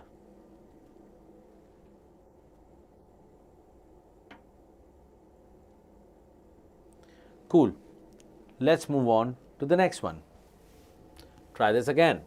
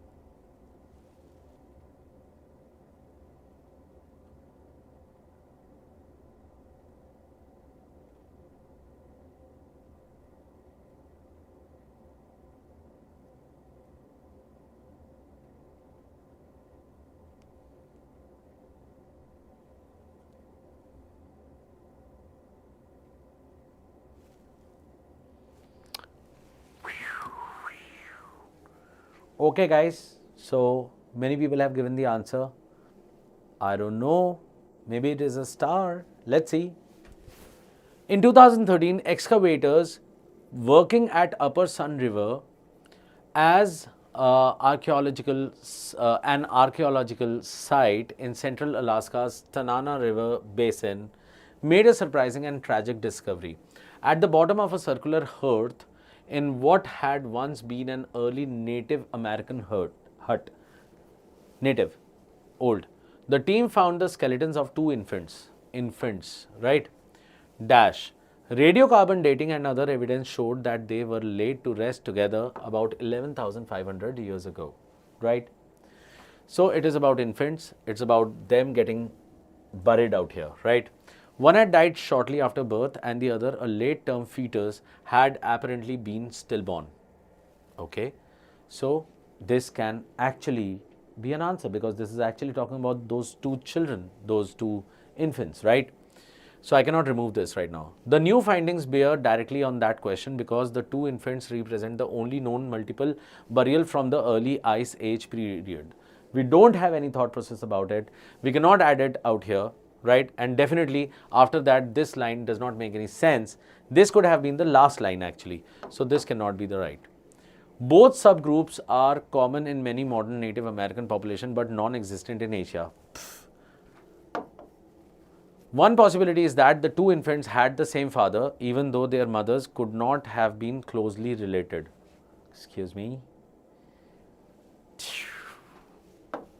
Does not make sense, right? Nothing to do with radiocarbon dating, right? And hence your answer is 1. Wait, 1. Yeah. Which means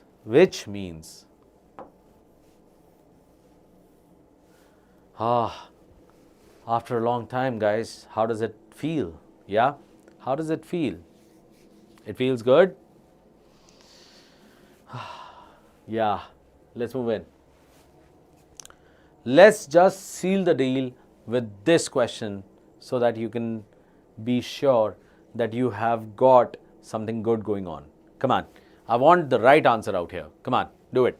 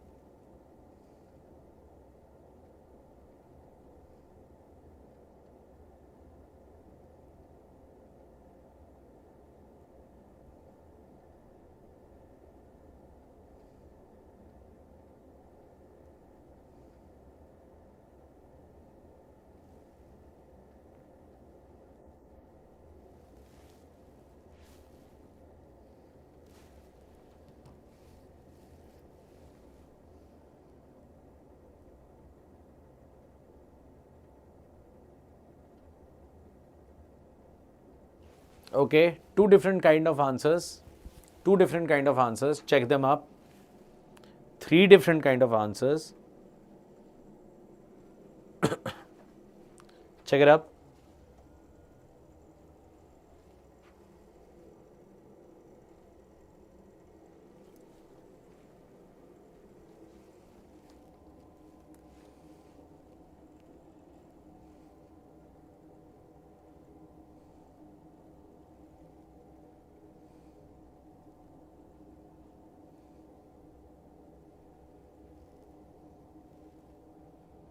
Okay, fine.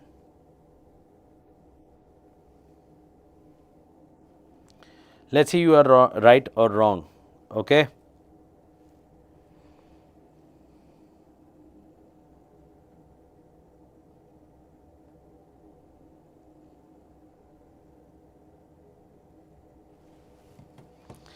Let's see. Autoimmune diseases occur when the body's immune system mistakenly attacks its own tissues, right? So this one is basically telling us the definition, right?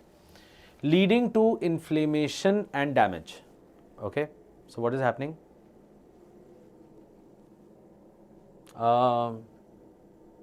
Okay, just tell me, like, are you done with today?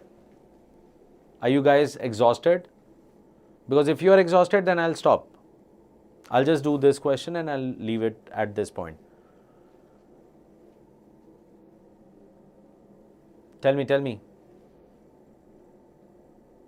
You want to do the rest tomorrow?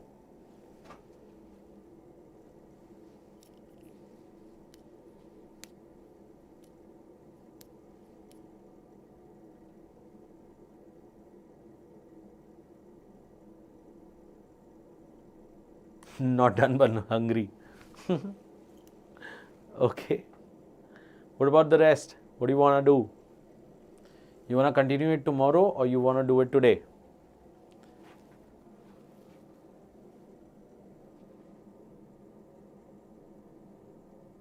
You want to go on?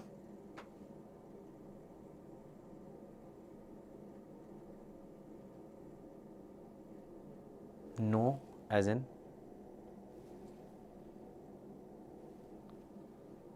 Let's go for two more questions. Okay, two more questions. Is it two more questions? What do you say, guys?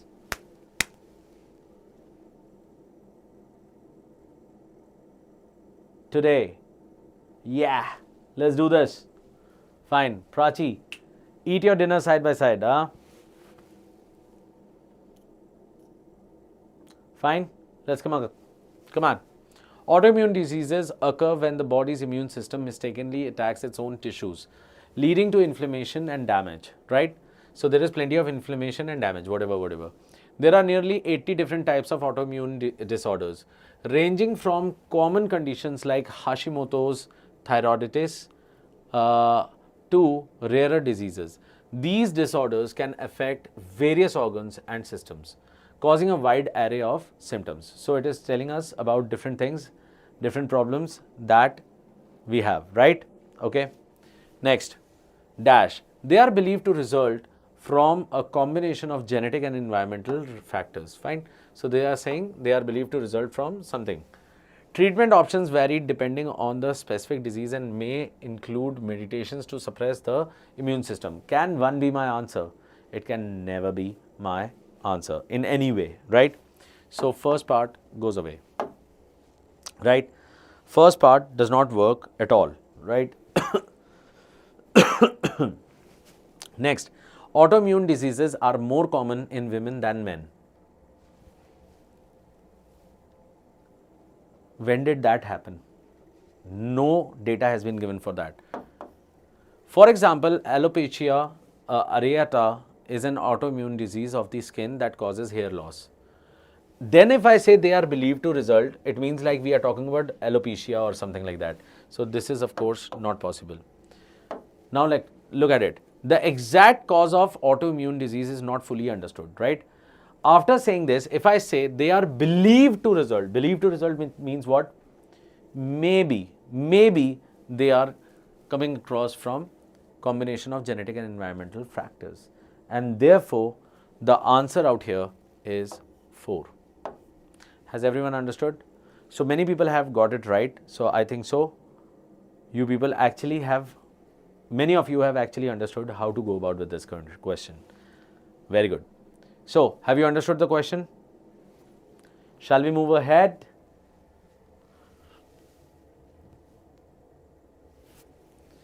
Question 29. This time round, it's a triple filler, right? I think so you can jaldi do it, right? Try this out. Jaldi wala jaldi.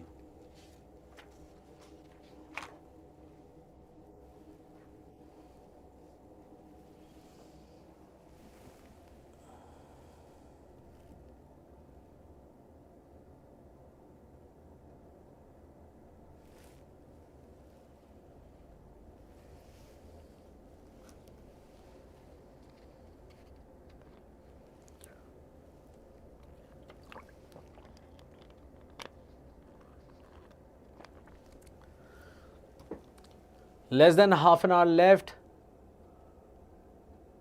We need to finish everything before that. Come on.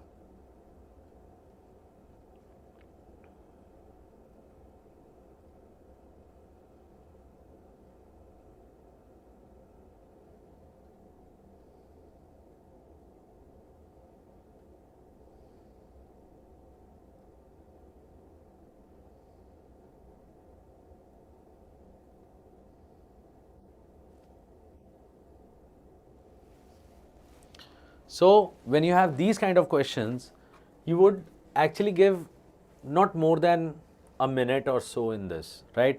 Not more than a minute.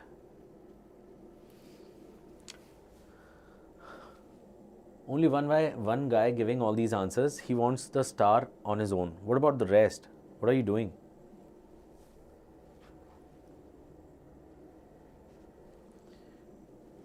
Okay. Why is it that so many answers are coming across? So many different answers actually. Let's see. There is no need to dig deep into the author's novels for subtle hints of cultural commentary, right? Which means, what is he trying to say? They are trying to say that some author, he's writing novels, and you don't have to go very deep in that to understand what subtle hints of cultural commentary, right? Why? Why is that? It is unnecessary. His cultural perspective, deeply rooted in Indian traditions, favoring the perseveration of regional languages and local arts, is the dash of his stories. Is the dash of his stories. What all can it be? Can it be foundation? Can it be crux? Can it be essence? Can it be base?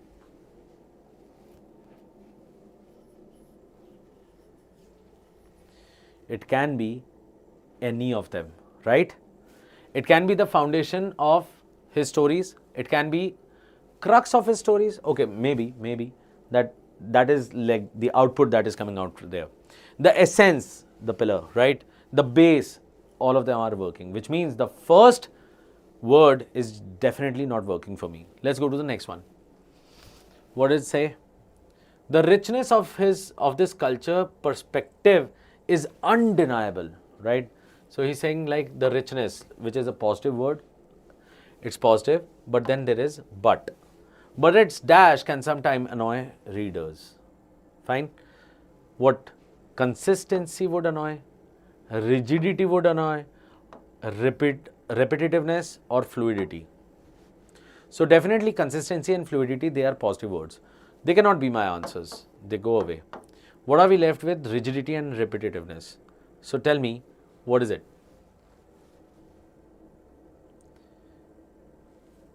Which one would I go for? So of course, it would not be rigidity, because we are not talking, it is generally we are talking about the richness of that. So it cannot be the rigidity, but it is that he's again and again talking about the same thing, which means the answer is repetitive. So this part works for me and the answer comes across as third. Has everyone understood? So three fillers are not actually foes, they are friends, right? They are friends. Why are they friends? Because it's not necessary that I have to go through every word. I can catch hold of some words and I can come across with my answer. Has everyone understood? Jhagas. Let's go to the next one. Do it.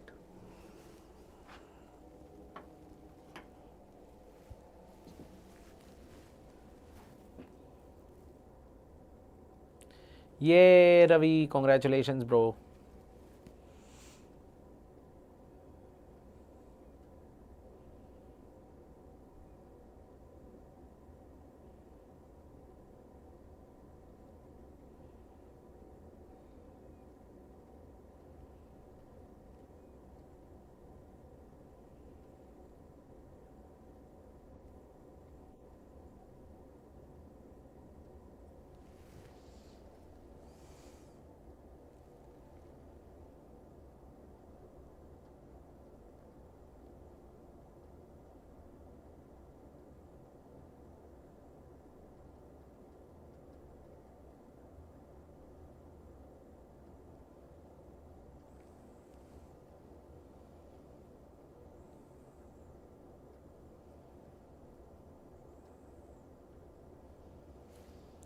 Give me the answer.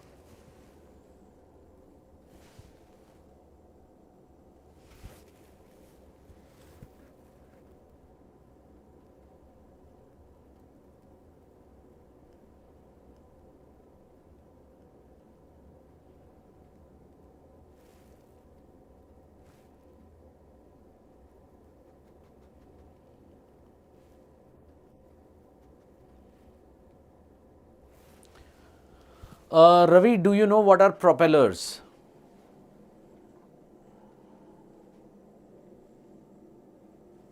Think of propellers, maybe you would get the answer. To propel something or propelling, something like that.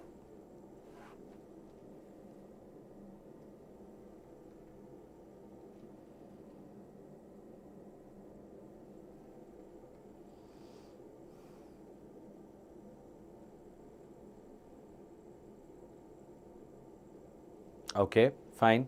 So you should do this question or not? Let's see. Maybe you won't even need propelling. Maybe you don't need the word propelling. Shall we? Some people have answered. What I see is like these words are not working for you somehow. Let's see.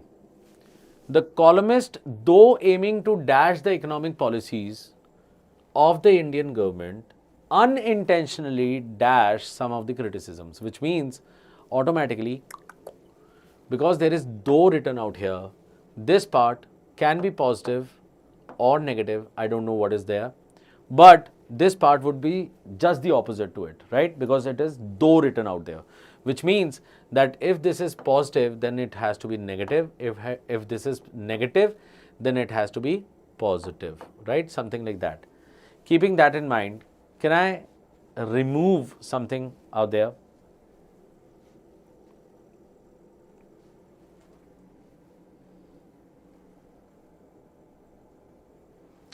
Can I remove anything? Quickly, tell me. Which are the parts I can remove from here?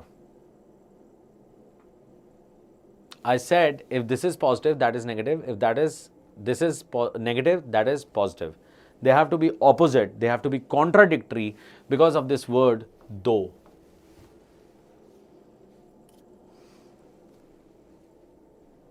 Look at it. Criticize, condemn. Criticize, condemn. Both of them are negative. Endorse, justify. Endorse is a positive word, justified is a positive word. Fine. Do I have to check any more? Ravi, I did not know what is the meaning of propelling, right? So if I'm thinking like you, I don't know what is the meaning of propelling. But even without knowing propelling, can I remove this from my, can I eliminate it? Yes, I can. So the second one and the third one, they go away. Has everyone understood? Right? Now what are we left with? We are left with 1 and 4th. Tell me what to do.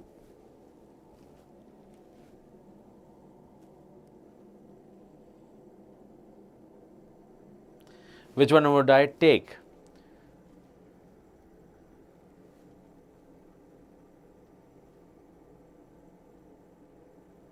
So this one says support and that one says what?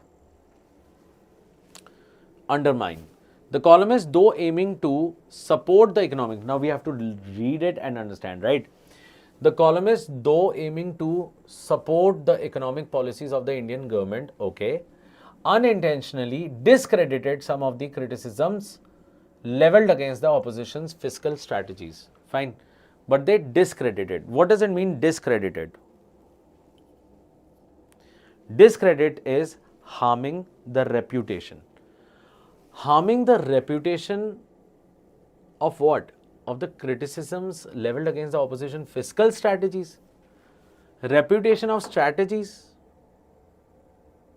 I cannot hit the reputation of a strategy, right? Reputation of a company, reputation of an organization, something like that can be used, right? So automatically discredited is a bit problematic, right? Let's move ahead. Thereby dampening any momentum for a shift. Would I dampen something. Dampen is what? What do I mean when I say dampen? Dampen the spirits, right? So what happened? Everyone became gloomy, right? So the only option that comes across is fourth. Why? The columnist, though aiming to undermine the economic policies, so he was going to undermine the economic policy of the Indian government unintentionally, right? Undermine means what? He wanted to weaken them. But what happened? He validated some of the criticisms leveled against the opposition's fiscal strategies. So he validated, he said like they are better, right? And what happened as per that? Thereby diminishing any momentum for a shift in economic leadership. So he reduced the momentum for a shift. So the momentum was not dampened, it was diminished. And therefore the answer is fourth, right? Now, if you were good with your vocabulary, right, you would have seen dampening of spirits is a better expression, diminishing of momentum is a better option. So you could have done from here, from this side as well. The third word could have been your answer as well, right? So the fourth one. Has everyone understood? Any problem? Do let me know if you have any problem, right? 31. Come on, guys. We are 15 behind. Be quick about it.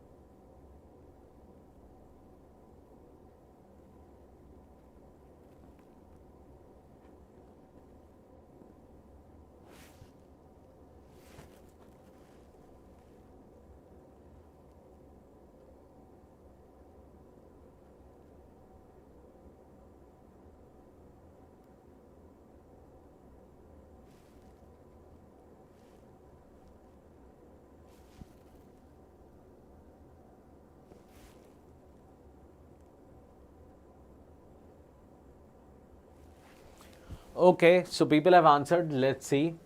The dash circumstances surrounding the government's economic reforms necessitated that the finance minister seek counsel from her most dash advisors. From her most dash advisors. Let's see. The word is astute, indifferent, experienced, geriatric. Which are the words? Which are the words I would remove from here? Which are the words I would remove from here? Of course, indifferent. I would not ask counsel from indifferent people, right? Goes away. Astute people, yes. Wise people, experienced people, right? Something like that. Experienced, yes. This can be kept. Geriatric, okay. I don't even know what is geriatric. Let's stop for a while. Let's go back. The volatile circumstances, yes, volatile can be there. Unprecedented circumstances. Unprecedented, why would it be unprecedented? Surroundings, circumstances surrounding the government's economic reforms necessitated that the financials seek her most dash dash. Following their recommendations, the minister was able to implement dash policies. Okay, fine, even this might work. Dash policies, what kind of policies? Reckless policies? No. Okay, so we are left with just 1 and 4. Out of 1 and 4, what would be the right answer? Circumstances, unpredictable, volatile. They both can be there. Astute, geriatric. What is geriatric? Geriatric is something to do with old or outdated. Right? Now, on the other hand, another thing that could have worked upon is pragmatic, which means something which is practical, and prudent, which is profitable or viable. So I'm talking about policies. What would I do? I would make policies because they are practical or because it is viable. So it is viable, right? Because it makes profit out of it. We can make profit out of it. So therefore, the answer would be first one. This question, maybe it would have not worked, right? Unless I knew what is the meaning of geriatric. Is everyone getting me? What I'm trying to say? That even if you feel that you know the answer, but there is some kind of thought process out there which would make you, get stuck in one of the words, then stay away from it. Stay very much away from it. Has everyone understood? But then when you go ahead and you have done it a lot, you would see it becomes easier for you, right? Clear? Never mind. Let's move ahead. Try this.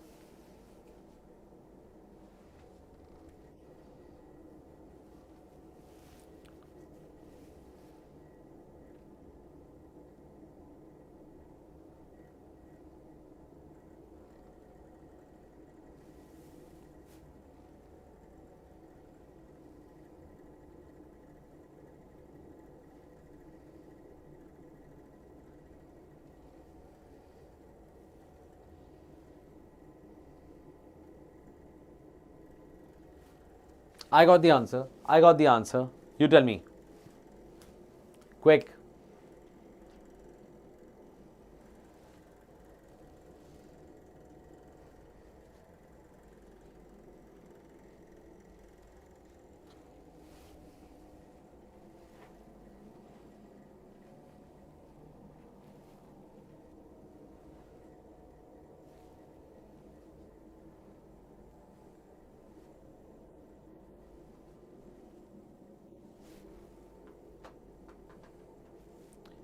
Sure. Let's see. Rather than interpreting the partition of India as the inevitable dash between the deeply entrenched religious and cultural divisions, religious and cultural, right? So they are talking about two different things, right? Nationalist and dash interests, right? So what would I want? I would want two faces, right? Dash interest, dash and communal aspirations. Communal is community. What is the opposite of community? Because I'm talking about two different things, right? We allow both dash and dash. So what would it be? It would be plus and minus, right? Two different faces. So when I'm talking in terms of communal aspiration, what is the other opposite side of communal? It cannot be incidence, it cannot be religious, it cannot be resolution. The only option that is possible out here is secular, and therefore the answer is 3.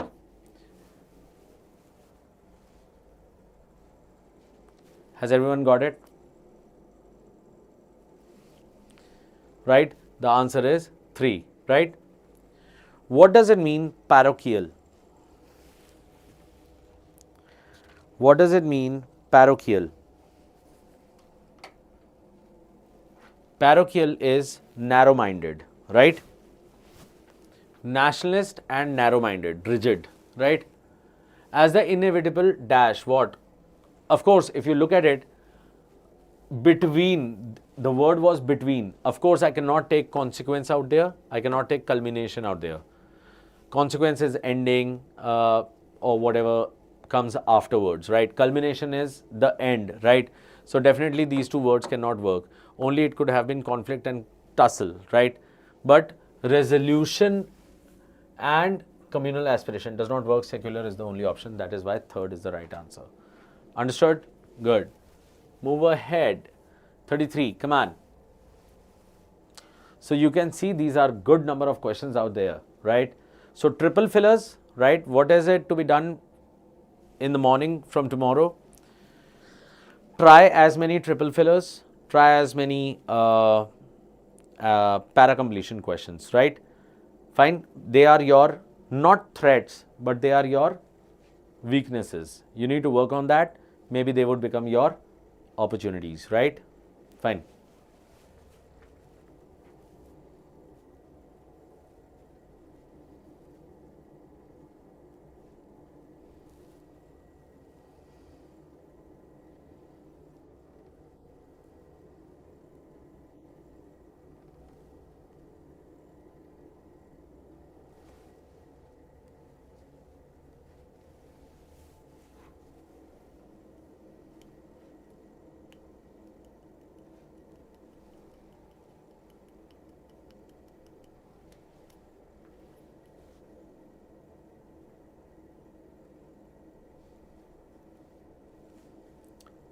Look at the structure. Out here, the structure says that they have different while some. Okay. If it is while some, then what are the points which cannot be the answer?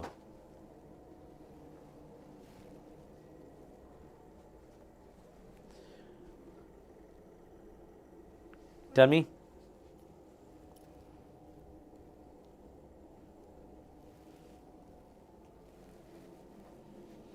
Let's see. How do I catch? Okay, while some was written, so definitely it cannot be obvious, it cannot be possible. Two parts gone away, right? We are left with two. One is nebulous, the other is vague. Both of them almost mean the same thing. Nebulous means something what? Something which is unclear, right? So it can be there. Vague is again something which is random, okay? Right. Now the thing is, the annual livability index ranks cities on the somewhat dash concept of livability. While some dash the rankings of cities like London and New York, okay, they question the rankings, okay, or they celebrate the rankings of cities like London and New York. Others find the inclusion of sedate cities like Copenhagen dash. What is debilitating? Debilitating means weaken, or I can say weakening. If I write debilitating out here, does it make any sense? It does not. Weakening in what? How is it weakening? So it is not working. So second part is not the answer. The first is the right answer. Nebulous concept, unclear. While some question the rankings of the cities, they question like why is it that London has become has a ranking out here, and others, they are quite surprised at inclusion of sedate cities like Copenhagen. Understood, right? So one is the right answer. Next.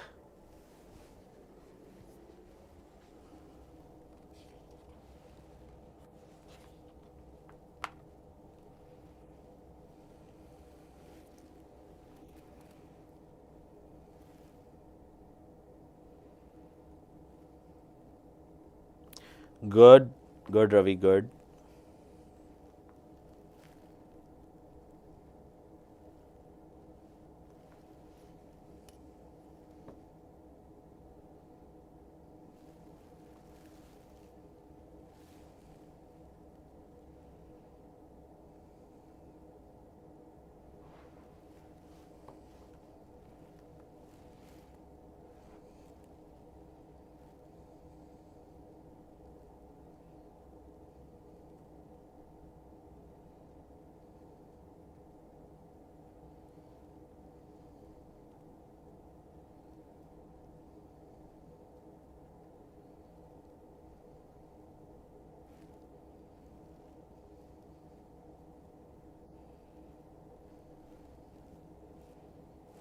Okay, we have some answers. Let's see whether it works or not.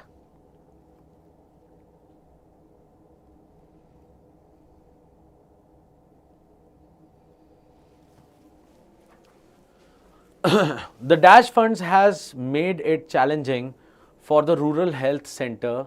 So it is making challenging, right? So allocation of funds would make it challenging? No. Distribution of fund is making No. Availability, no. Paucity. What is paucity? What is paucity? Paucity is scarcity, right? Poverty, paucity, right? Your answer. Yes. How long? It was a 5-second question, right? Maximum 10-second question. Has everyone understood? The paucity of funds has made it challenging for the rural to meet its immediate obligations, right? The one that has to be paid right now. Patients face long wait times and medical staff are often resourced. If the center is to continue providing adequate care, evaluating its budget and implementing strategies to address its financial shortfall is pivotal. Pivotal? Got it? Why not 3? Okay. The availability of funds has made it challenging. It means that they are saying that they are giving the money, right? They are giving the money and we are saying what? It is challenging. How is it? If I have the money, then it should not be a problem for me anymore, right? Has everyone understood? Right? Good. Shall I move ahead? I hope, Prachi, you have understood. Let's move ahead. Okay. What is it? So we have got 4 options. This is like your odd one out. Okay. It's our odd one out and we are going to work on this. One sentence is wrong out here. Okay. It can be the usage is wrong or it can be because of the grammar. Okay. Be quick about it.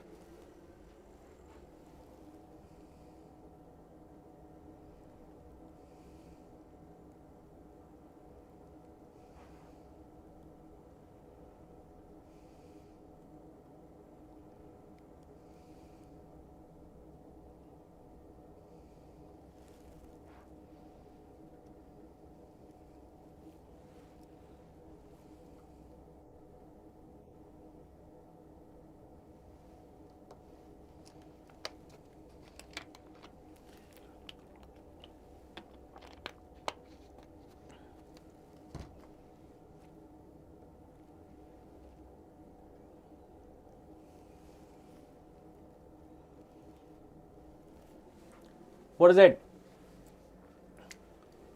Despite the urgent appeals from the community leaders, there was a widespread apathy among the residents. Definitely done. Team's apathy towards the project. Perfect. Her apathy towards the new policy. Definitely. Apathy of the new software. Definitely not. Apathy is generally used for humans, cannot be used for softwares, and hence fourth is the right answer. Has everyone got the right answer? And yes, you have. And therefore, you get a star, brothers. Awesome, awesome, awesome. That's the way to end the day, right? Let's move in. Quick. Look at this.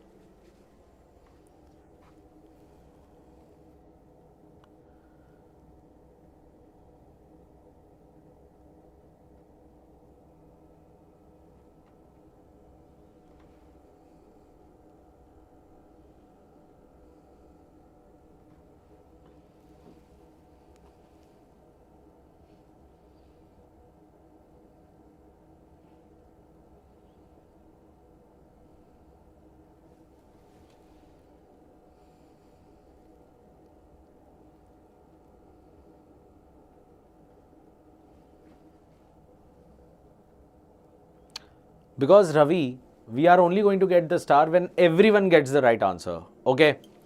We have to keep the burden of the whole class. Sorry, guy. 36. Be quick.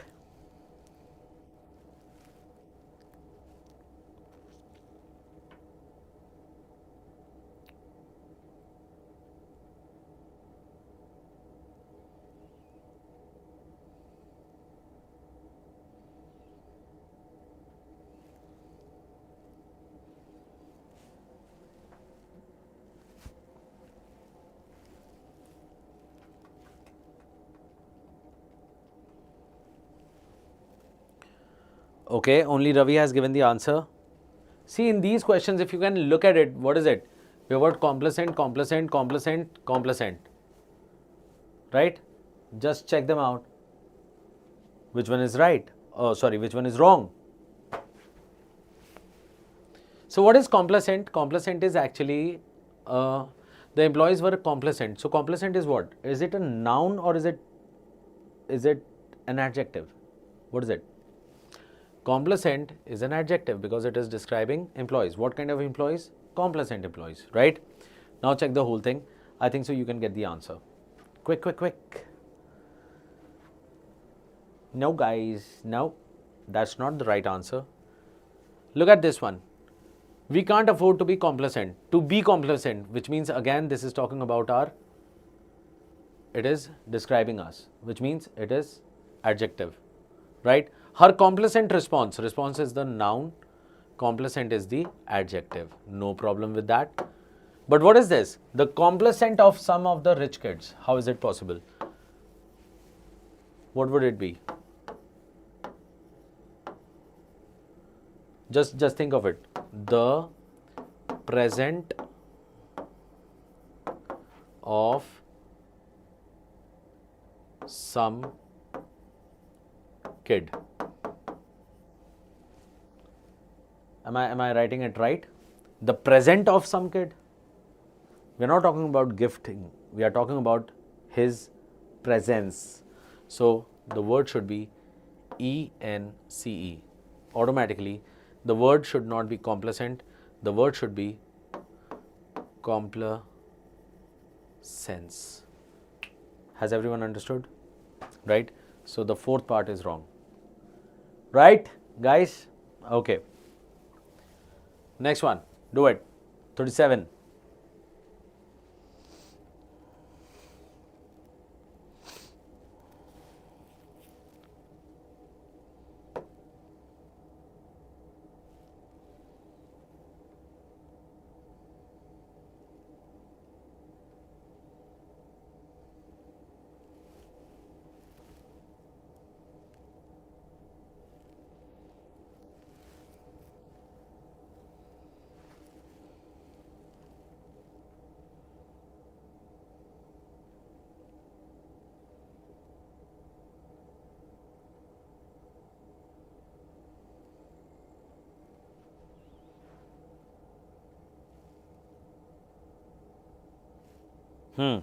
This is one question you might find it a bit difficult, right?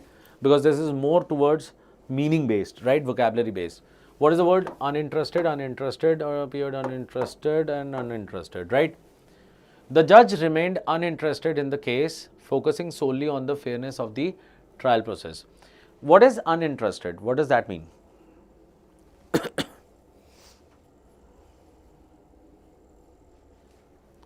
What is it?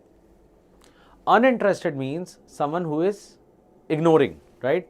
He's not at all, he's like very bored and he's casual, he does not want to get into it, right? Now look at it carefully. Judge remained uninterested in the case. Okay, fine. He might be ignoring, he might be indifferent. I can take that. But what is written next? Focusing solely on the fairness of the trial process. If he's uninterested, if he's indifferent, how can he be solely focusing on fairness of the trial process? He cannot, right? What is the right word for that? The word is disinterested. What does it mean, disinterested? It means unbiased. Understood? Guys, congratulations, we actually covered 4 hours of dedicated learning today, right? Hats off to you, darlings, you have been awesome today, right? Awesome, right? Fine. Let's do this. 38.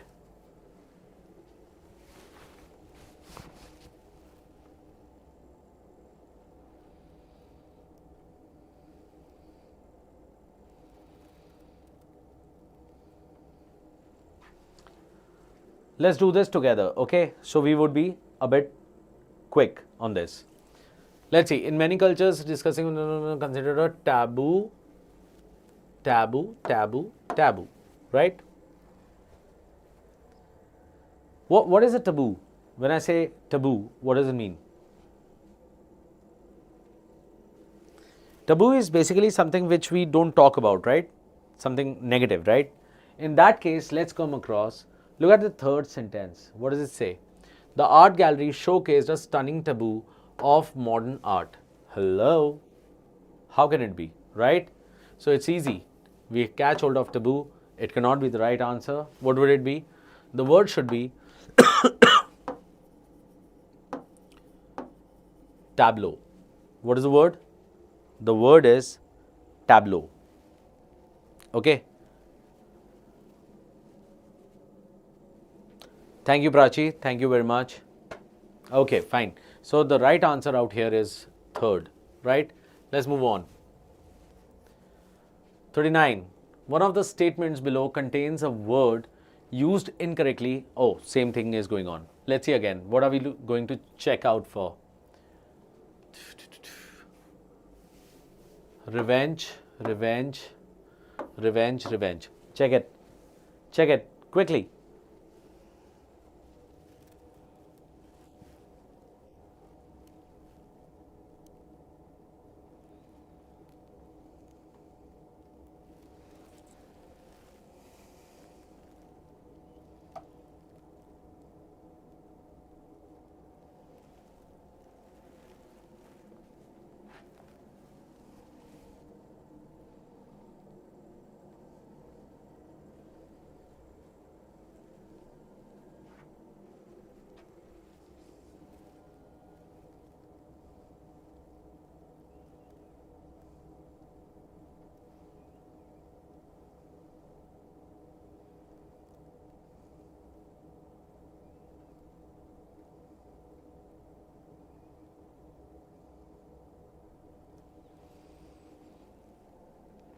Which one is wrong out here? And that is the right answer, brothers. Very good. After the betrayal, she sought revenge. Definitely. Hero's quest was driven by a desire for revenge. Okay. He planned to take revenge. Definitely fine. She wanted to revenge her father's honor? Never. What is the right one? The answer is avenge. Yeah? Just like we are the Avengers out here, right? Okay, fine. Move ahead.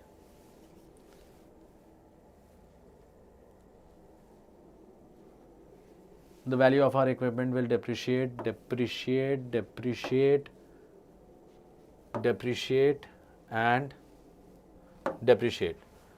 Quickly look at this and tell me which one you feel is not working.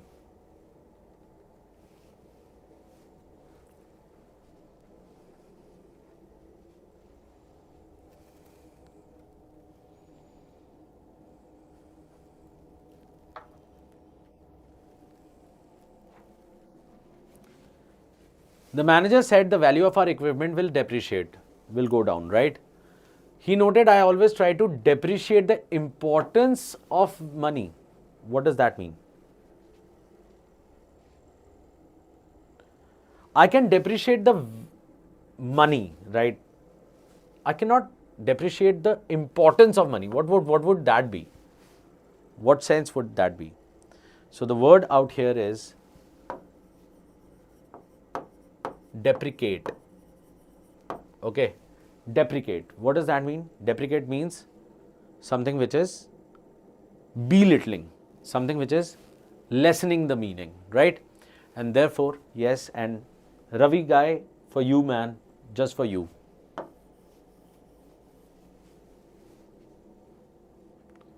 Yo, fine, good. Let's move ahead. 41 to 45, the questions, they are based on what? Parajumbles. 41, what would be your answer? Let's do one thing. Should we do the parajumbles from tomorrow? Or you want to do it today?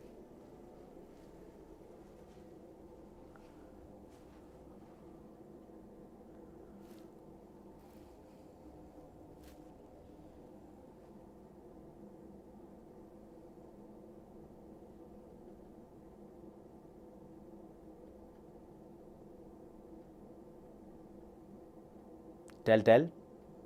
Now, then go about. Do it. I like it, man. I like it.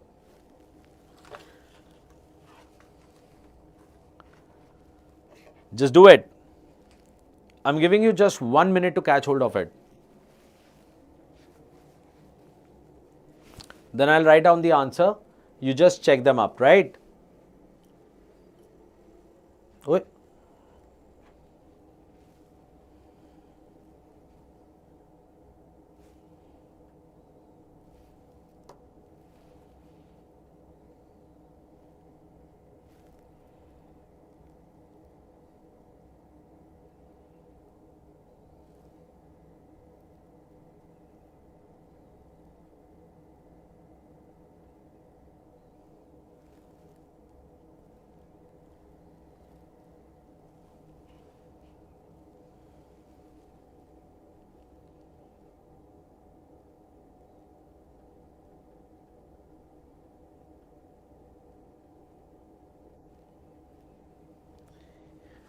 Very good, Samhit. The answer is 3, 1, 2, 4.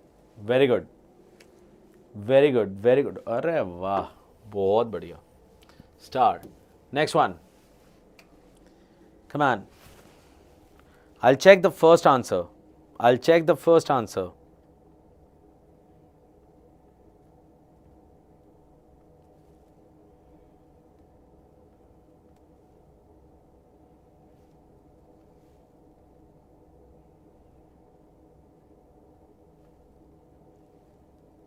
No, it is not.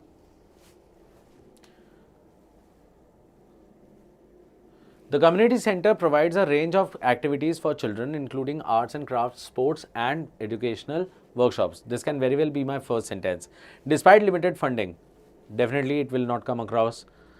The center's after school program is particularly popular, offering a safe environment for kids to explore new. So this is a positive sentence, this is a positive sentence. Fine. So I would generally take 1 and 3 together, because second one is talking about despite limited funding, right? So it is coming across into the next one.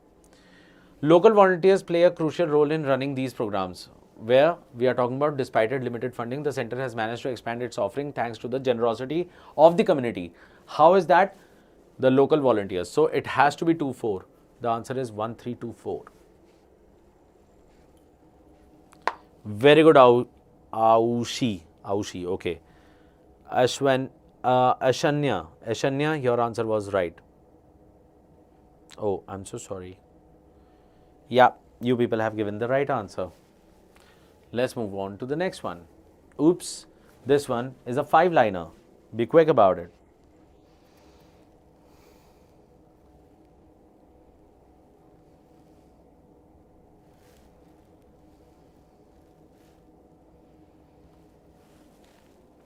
What was it? We hold the first sentence first.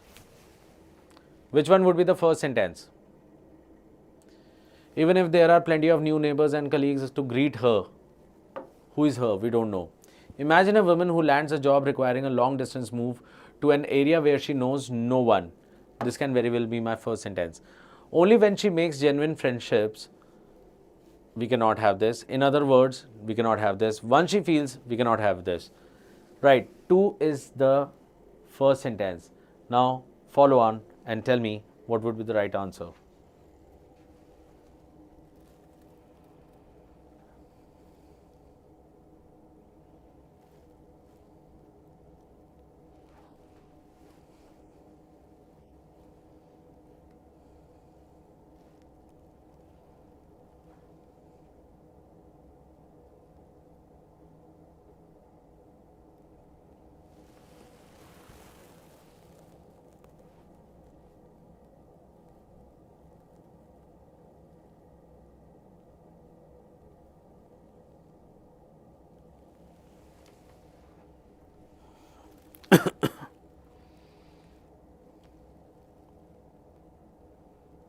Can you get the answer?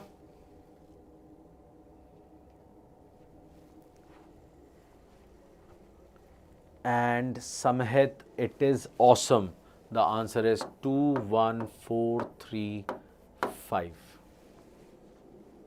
Very good. Prachi, you cannot have 2 4s out here.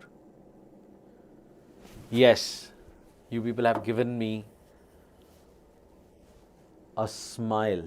Thank you. Next one. 44. Second last question, guys. Come on.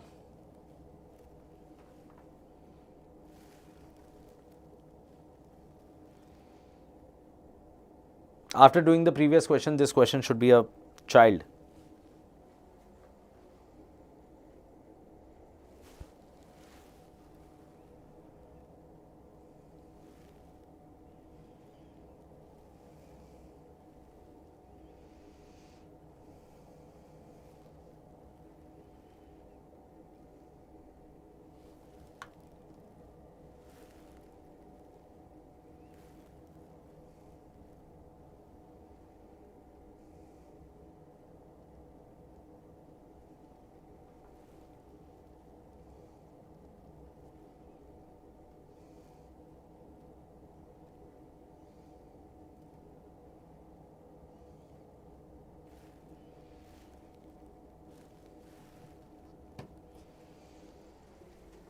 Look at it. The simplest, most plausible is the high inflation was mainly caused by disruption related to. No, this cannot be my first sentence. Although the unemployment rate has drifted up a bit after COVID-19, it remains historically low. What went right? So 4 is the first sentence.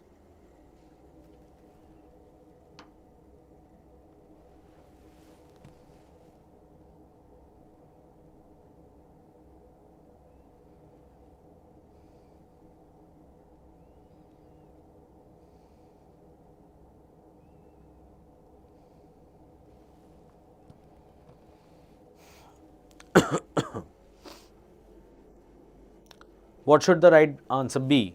The answer is 4, 3, 1, 2. Okay? 4, 3, 1, 2. Now, of course, this question was a bit, dicey, right? Okay. How 4? Aushi, look at this. The pandemic caused big changes in both how we spent our money and how we worked, and it took time for the economy to adjust. Very good. But then, this is basically telling me how it actually started. It actually started, although the unemployment rate had drifted up a bit after the COVID-19, it remains historically low. What went right? Then it comes across what went right, the pandemic caused. So these parts are basically talking about what happened after that, right? So that's why 1 cannot be the first sentence. Have you understood? Right? Now let's come across to the last question. Oh my God, this last question is a tedious job. Do it.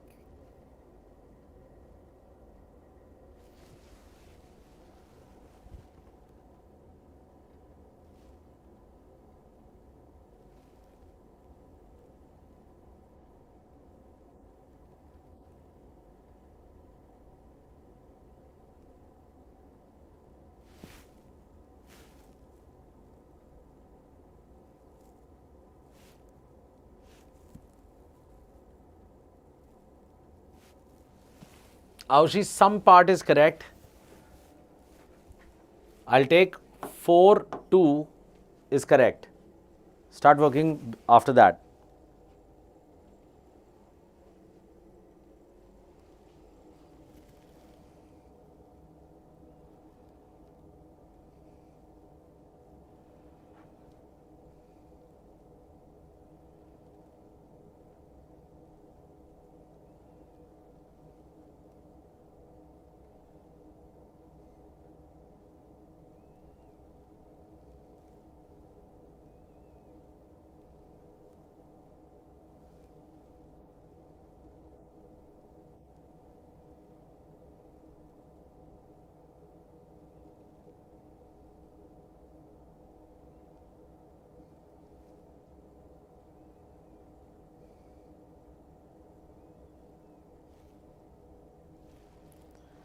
Nope.